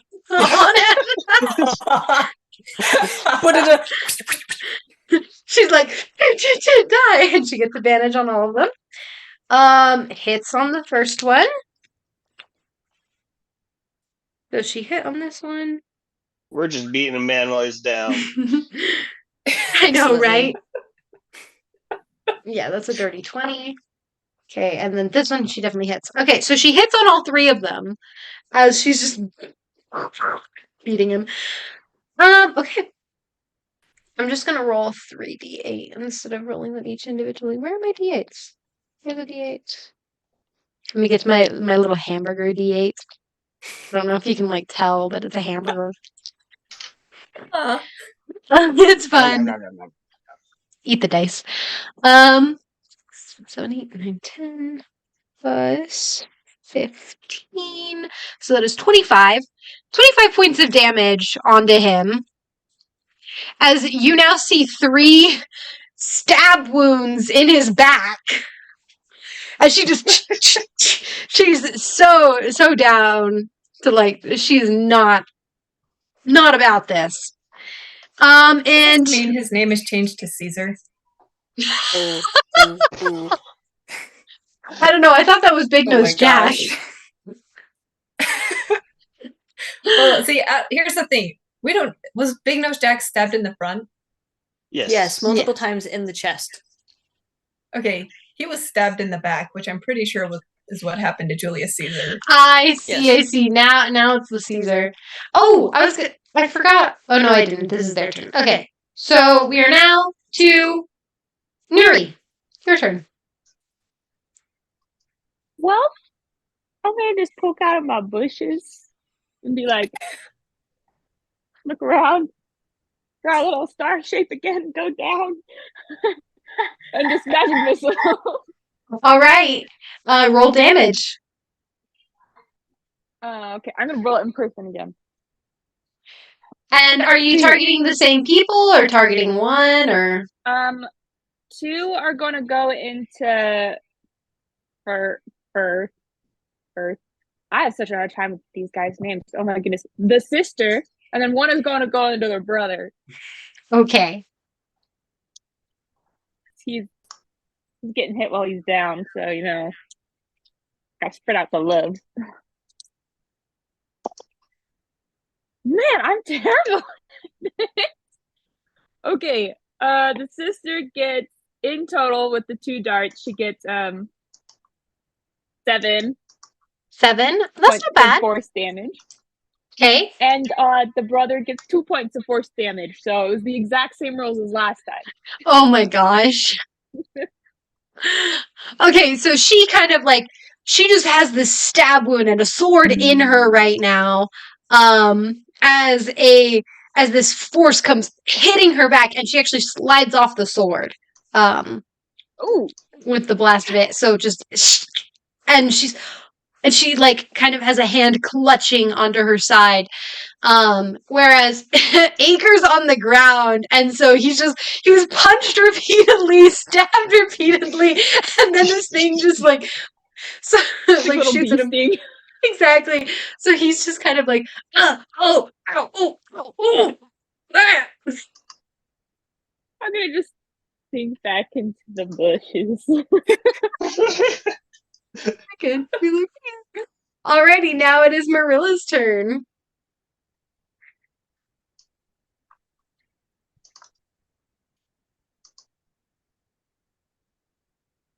Sorry, I realized muted. Merilla is going to cast Firebolt at first. Okay. Have to find it on the sheet. 100% that hits. Oof. Oh, dang, yeah. Who are you firing it at? First? Firth, okay. It's 23 to hit. 23 to hit, dang. And 3 points of fire? Fire. All right, she takes 3 points of fire damage. As you kind of strike her on the shoulder, and she's kind of like, ah! And she like starts. She's got like one arm holding her side, and the other like putting out the fire. And then bonus action, Merilla is going to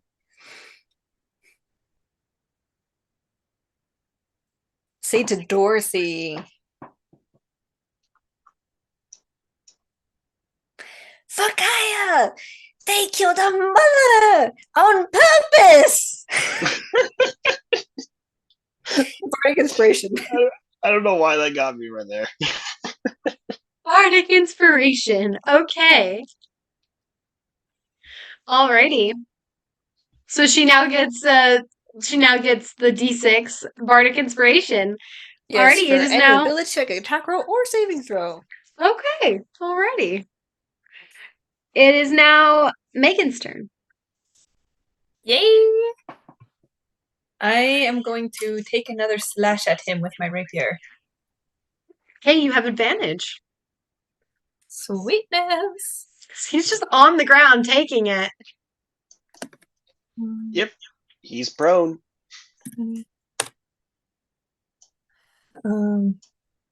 Oh, I forgot to add my modifiers to that. But that's okay. You hit it. the- You hit him. You could go for the. Oh, I'm critical gonna see hit. if I can. I'm gonna see if I can get.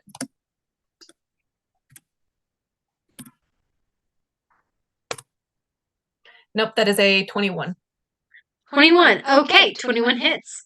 All right, roll for damage. All right, so that is 1d8 plus 2. 1 plus 2. Ooh, because it's plus 1 because of your dex, right? I do believe so. I've got a. I don't add the proficiency bonus. Yeah, you don't add the proficiency bonus to damage. Yeah, so it's just a 1. Yep. And 8 points of damage. Dang, awesome. Okay. So you come and you just kind of, you guys are having kind of like a stabbing punching party over there, and you just kind of like he kind of like reaches out his like arm and you just stab him right in the arm. And pull your sword out, and he's like ah! Yanking it back. They're like struggling to until he fight dies. this girl over, fighting Firth over here, having a little struggle, and then we're just over here beating the snot out of him. This is brutal. It's kind of brutal. There's just like blood spilling beneath him. Like blood is definitely all over the steps here right now from both of them. And it is now their turn. And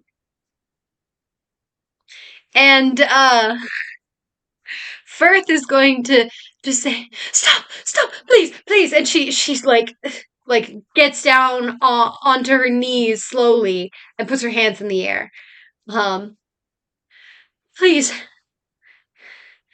we relent. And you see Acre is just like kind of curling up. He's like holding his like sword and his bow like in his arms. He's just like curled up. He looks to be trembling. Um, and you get she seems to be using her entire turn. She gets on her knees down on the ground. Acre is like still tight in a ball on the ground for his turn. And Firth is, please stop. We'll do whatever you want. Just stop.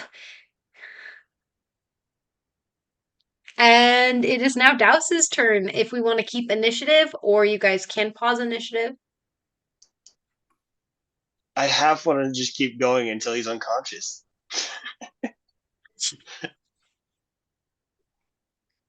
Well, but you could accidentally kill him. Not if I go non-lethal.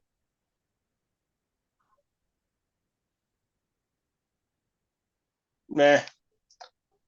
I will hold my action for any aggressive action.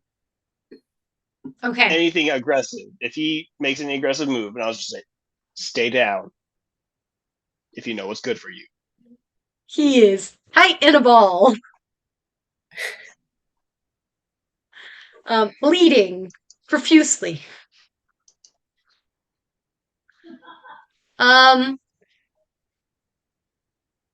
You guys are you wanting to pause initiative then? No, I go full on. I'm just kidding. Murder. Okay. Because if combat does resume again, it would start at Douse. So, and then we'd go down the list from there. Because we're just pausing it here. I just poke out of the bushes. I'm like watching like this. Okay. Alrighty, so Novak kind of, as she says that he's still holding his sword out at her. His one arm just like dangling limply, twisted in a very broken way. Okay. And he's like, why? Why? And Firth is like,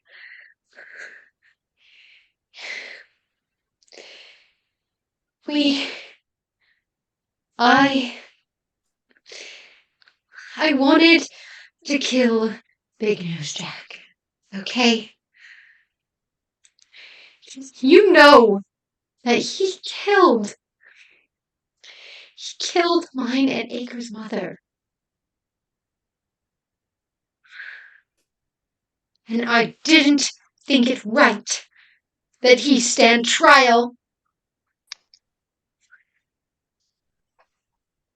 At this point, when he deserves to die for all the names, all the deaths that he's caused, the pain that he's brought. At that point, he wasn't even a man anymore. He was just a monster.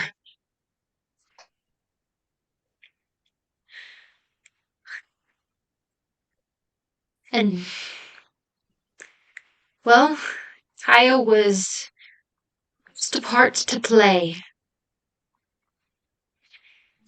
in order to get what I wanted. My deity wished for me to sacrifice the heart of the guild warden.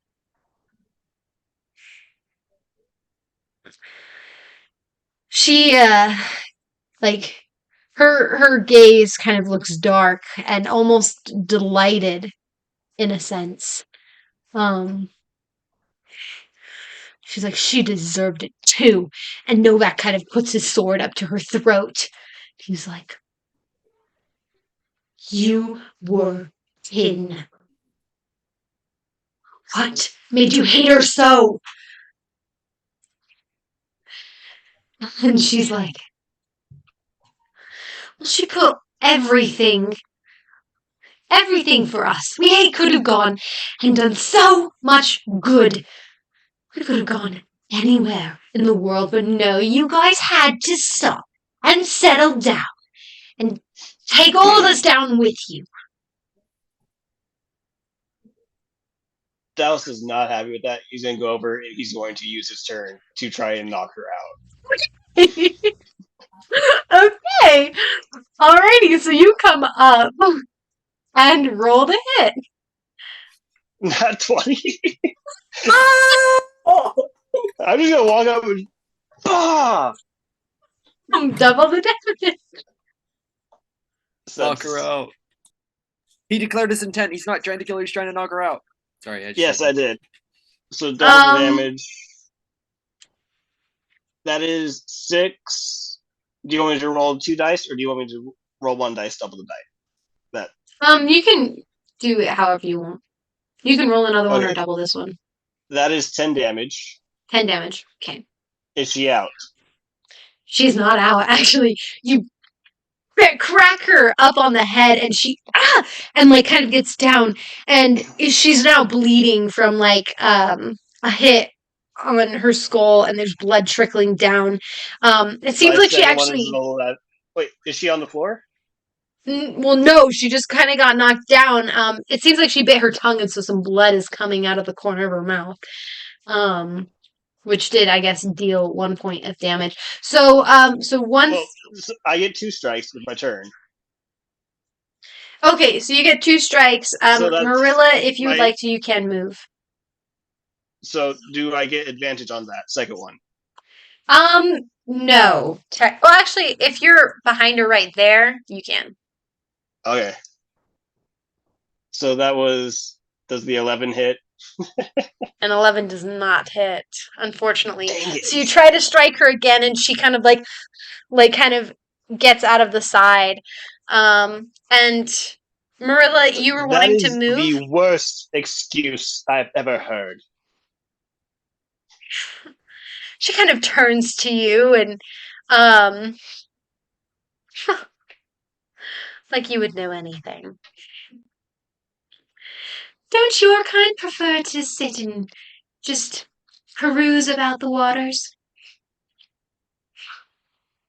There's more motives in this world than, I don't know, sitting and enjoying a nice sandwich under the sea?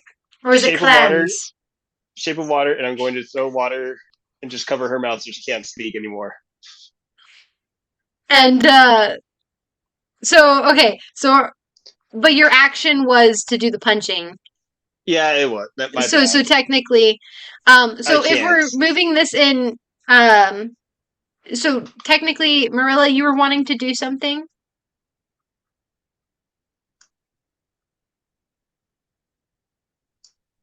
Yes. Okay. I had to decide, like, the moment moved a little bit. It's like it doesn't have to happen. Well, no, Merilla couldn't tell, so she's gonna do this.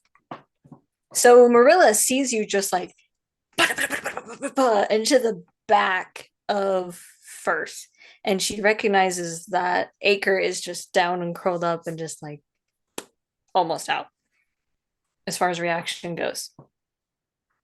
And she is going to frantically hobble sprint over toward you guys to the bottom of the steps.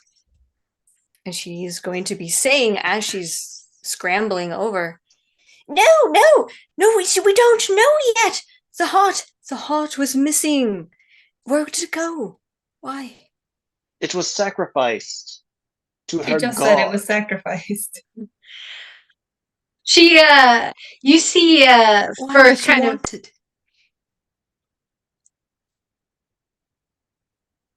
Isn't that just the greatest trick of all?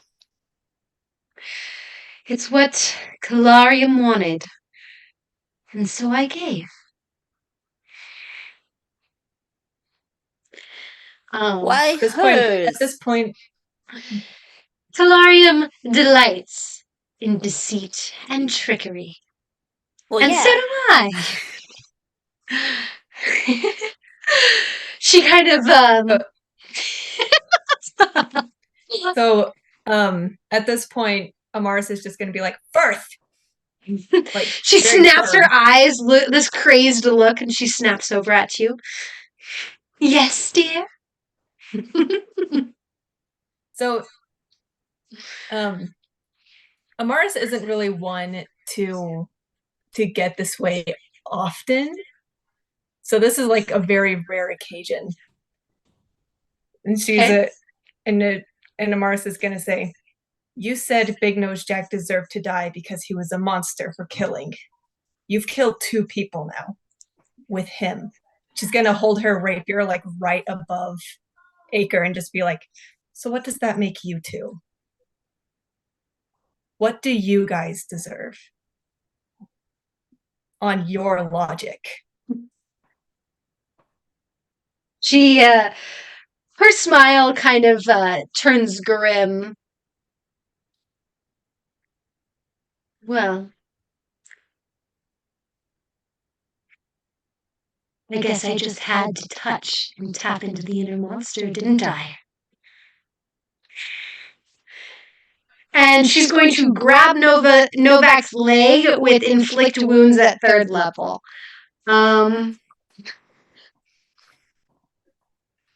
With advantage because it's a sneak attack. She hits. So she gets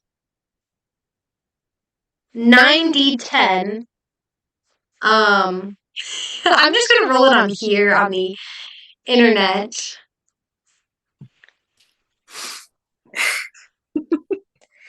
No! She's going for the insta kill. She's going. Oh no! Oh my gosh. As she rolls 55 points of damage. Thankfully, is actually not enough to get him down, technically. So don't worry. She goes. Hey, what reactions do I got? This crackling purple energy kind of comes and crackles out of her hands as she grips onto his ankle, and you just see Novak like cry out in pain as all the fur is on end. He crumples and falls to the ground. And she's actually, as she does that, she's going to kick out her leg behind her to try and trip up Douse. So technically that'd be dexterity against dexterity. So, which for Douse it should be pretty easy. Dexterity saving throw? Yeah, I'd say dexterity saving throw for you. 16. 16. Okay, she actually got an 18. So you do get tripped up and you fall onto the ground. During this surprise moment, this is basically a surprise attack from her and from Acre as he kind of leans up with his bow that he had knocked while he was on the ground with a stealth roll. I know. And he's like, it's at disadvantage for him to hit. So, disadvantage as he's going to strike Dorothy, and he misses. So it kind of backfires in his bow and it flops on the ground. So, it doesn't really do much, but he tried.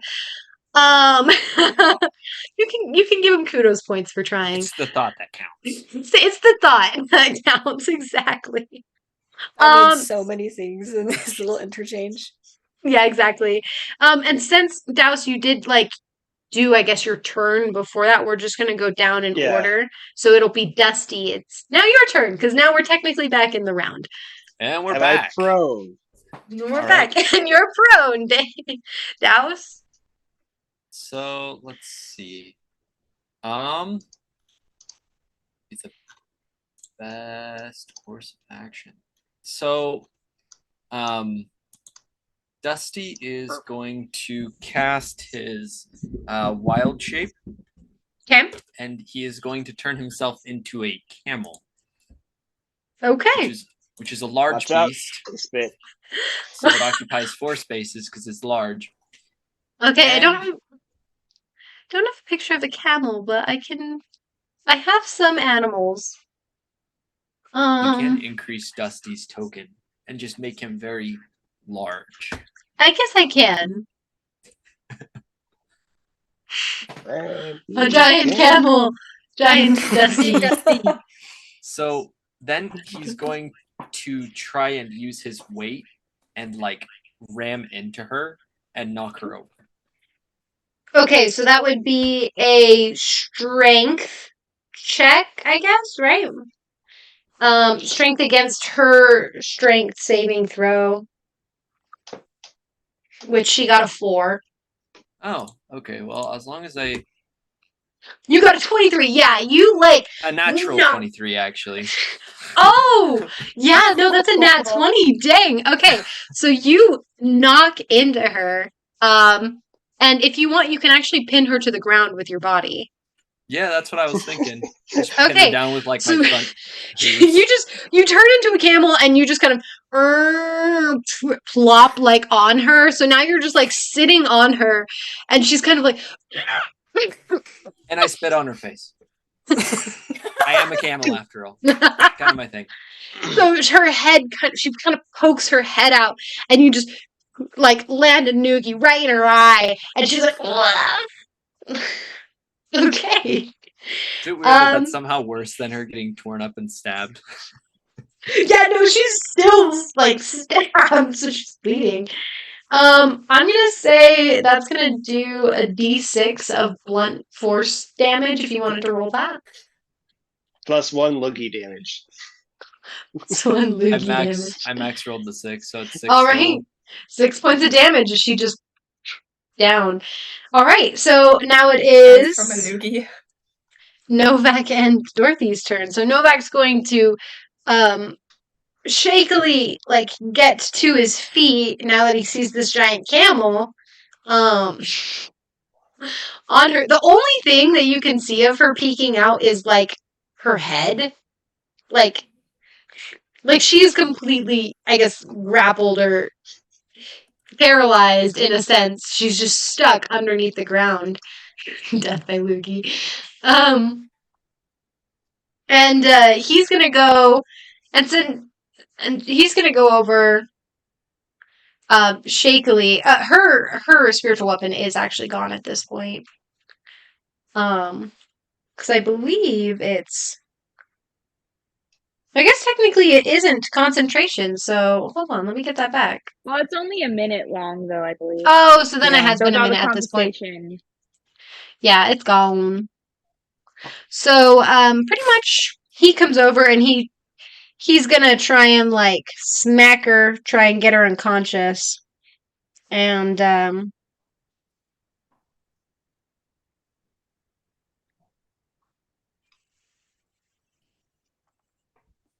hits her. How much damage is he doing? He's gonna do a d6. We're gonna roll the burger. Oh, okay, that was a good one. Okay, 10 points of damage. Okay. And then what's her face? Dorothy. Dorothy is going to she's going to kick the bow out of the bow and the sword away from Acre. So now he's weaponless. And she's just going to put her foot on his chest and she's going to start pushing. Let me roll for this. So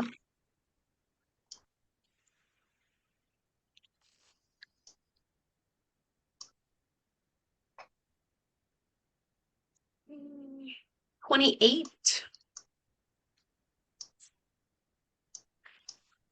28 points of damage as she's just crushing, like, and pushing in. He seems to be like gasping on. He's barely there.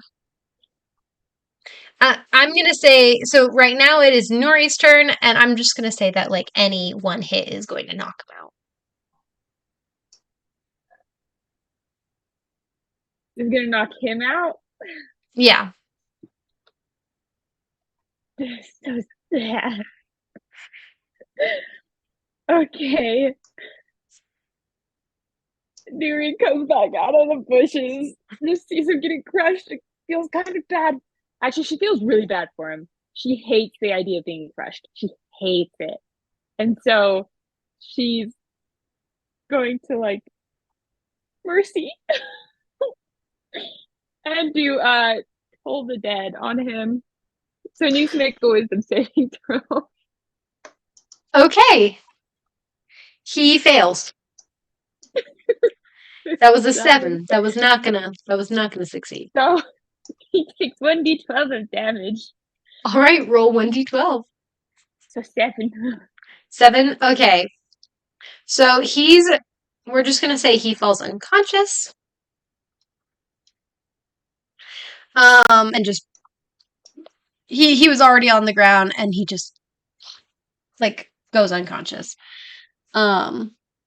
He's not bleeding out, he's unconscious. Yeah, he's unconscious. Oh, it took him right to 0. How nice. That's well, I mean, unless you were trying to go for the kill. I thought you were going for I was going for the kill. Oh, okay then. It seems like they're trying to kill him, so I was like, mercy.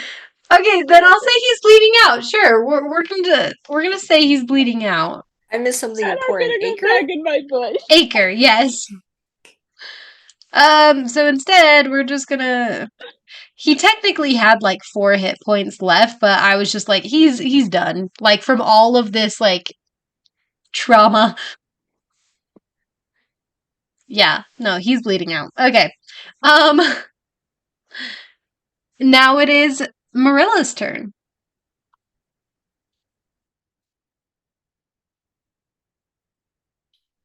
So Novak is up on the top of the steps, and he was attacking first. So He was trying to knock difficulties. No, you're good. He was trying to knock her unconscious, basically. She's like on the unconscious. Yeah, like with the butt of his sword, with his left hand, technically. He's like kind of shuddering still from like the almost like electric necrotic bolts that went through him. Mm-hmm. He's not doing hot. He looks very weary, very hurt. Not so much as yeah, his broken arm and he's been like smashed a bit by the hammer, but like emotionally. Well, I mean, wait, no. Well, no. I'm saying that like it's not like he's bleeding. It looks to seem like most of his injuries are internal. Okay. So Merilla is going to ascend the stairs as this Toll the Dead stuff, whatever, is going on. She's going to look down at first, and she's going to tell her,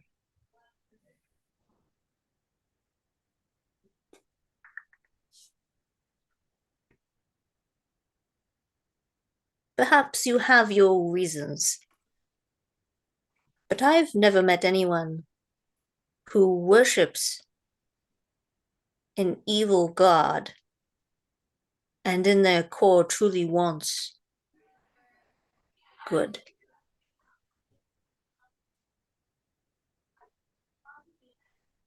Actions dictate who a person really is deep inside. First, perhaps you wanted to do good, but you are evil, and vicious mockery on that. All right, wisdom saving throw. 13, she's probably going to make it, but anyway. Fail. I mean, she is a cleric. Fail. 13, you said? Yeah. She got a 10. Oh! Hey! And she's So down. I don't care how much health she had left. Yeah, no. We're gonna say she goes to bleeding out. She's mentally max scarred. Damage! There we go. Hey! Okay, yeah, no, she's totally... I don't care whatever health she had at the end. By that final blow, you see her face scrunch up in this like enraged emotion and then almost a glint of guilt in her eyes. As she then relaxes and falls now goes to bleeding out. Okay. Let's go. Well, they're gonna die. Or actually, no, I gotta roll death saves for them. I mean, I was gonna say I'd probably get out of my camel form and stabilize them if we're out of turn order. Yeah, sure, you can stabilize them. I won't bring them up, but I will stabilize them and also tie them up. So Okay, Novak. Merilla is going to approach Novak. Okay, you can. Dorothy's gonna help you with tying them up.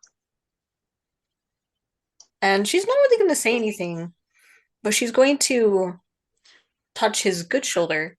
And how tall is he actually? He's fairly tall, about maybe 6 foot. Okay, jokes. She's going to touch his good elbow. And she's going to cast Cure Wounds on him. Okay. You see he was breathing heavily and kind of like startles a little bit at your touch, but like as you heal him, as this like glowing energy kind of emits from you, with I'm assuming a little like hum or I guess is that sorcery magic or bard magic? I think it's both. Yeah, Okay. it can be either or. I think I have it as a bard, so Bardic spell. Okay. So you kind of hum a little bit, and this They're glowing, down. It's all right now. beautiful. Not really. Lies. She doesn't say that. She just says they're down. She just says they're Reassuringly. down.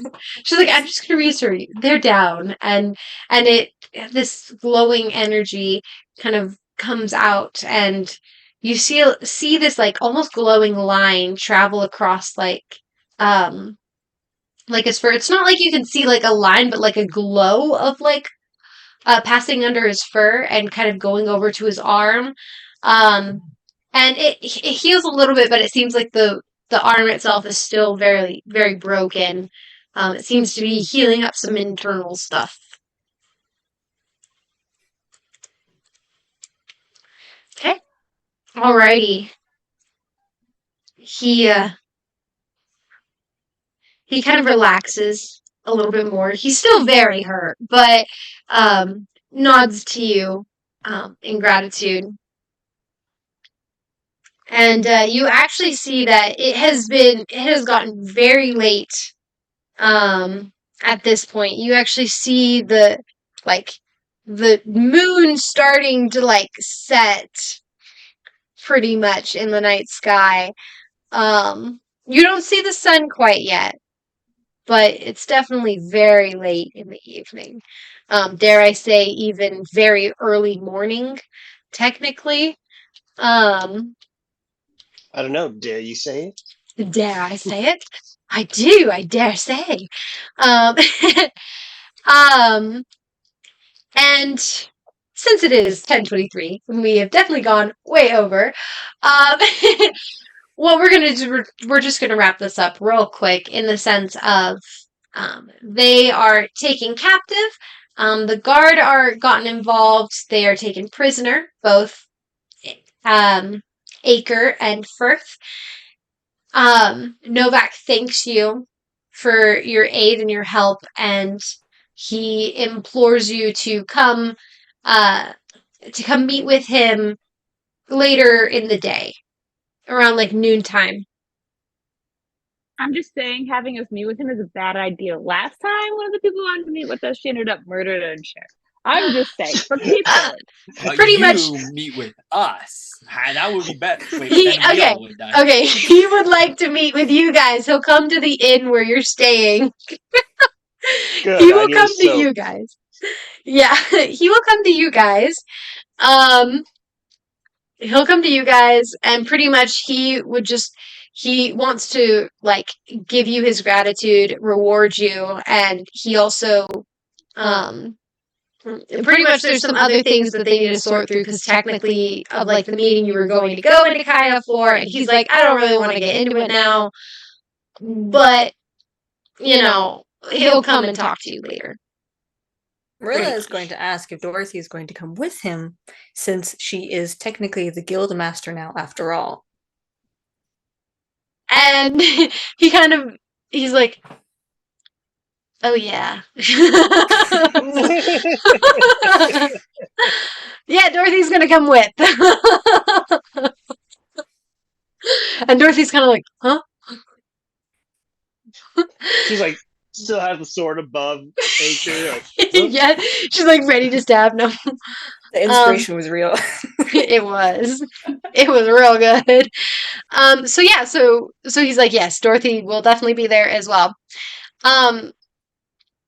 So you guys can head back to the inn, kind of nursing your aching wounds. You guys look awfully beat up. What the heck happened? Merilla, you were there. You're right, but I mean, why did you not get hit? I know it's hard. Never mind. Never mind. I feel like this is an appropriate time for a laugh track to fade into the credits.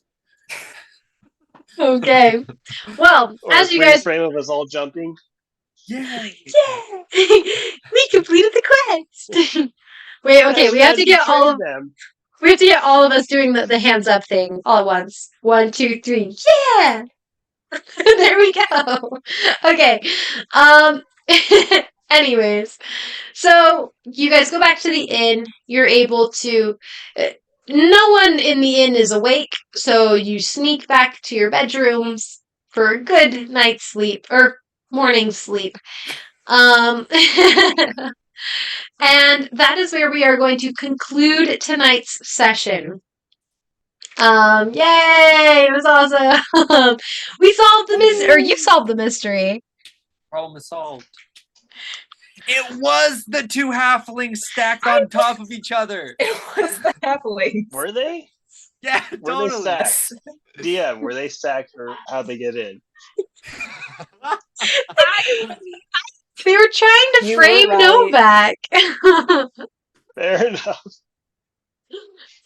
That's why they stole one of They his really were at the things. stage the whole time. Anyway, Makes it's sense. fine. It makes sense. I did that too. I What a can't way to move conclude. everyone. You're right. What a way you to are correct. conclude. Yeah, I know. Kind of a fun way. The two halflings stacked like trench coat. Actually, awesome. So for the people who are still watching, so next session, next week, we're actually gonna have 2 guest stars. So get pumped for that. Get excited. They're super awesome. We're gonna keep them a secret for now. Their epicness. But yeah, so get ready. We're gonna have a fun session next week as we continue the story of what are you calling yourself? The lemon spitters? No. Nope. We don't have a name yet. Nope. But Not the lemon spitters. the camel, No lemon, camel no sitters. saliva. If Camel you have sitters. any ideas as to what they should call their adventuring group, drop it in the chat. Let them know they need it. Yes. Yeah, we Hey, need my that. names are great, okay? I mean, they're acceptable. Okay. All right. Well, thank you all for joining. I hope you guys have a wonderful night and love you. Bye.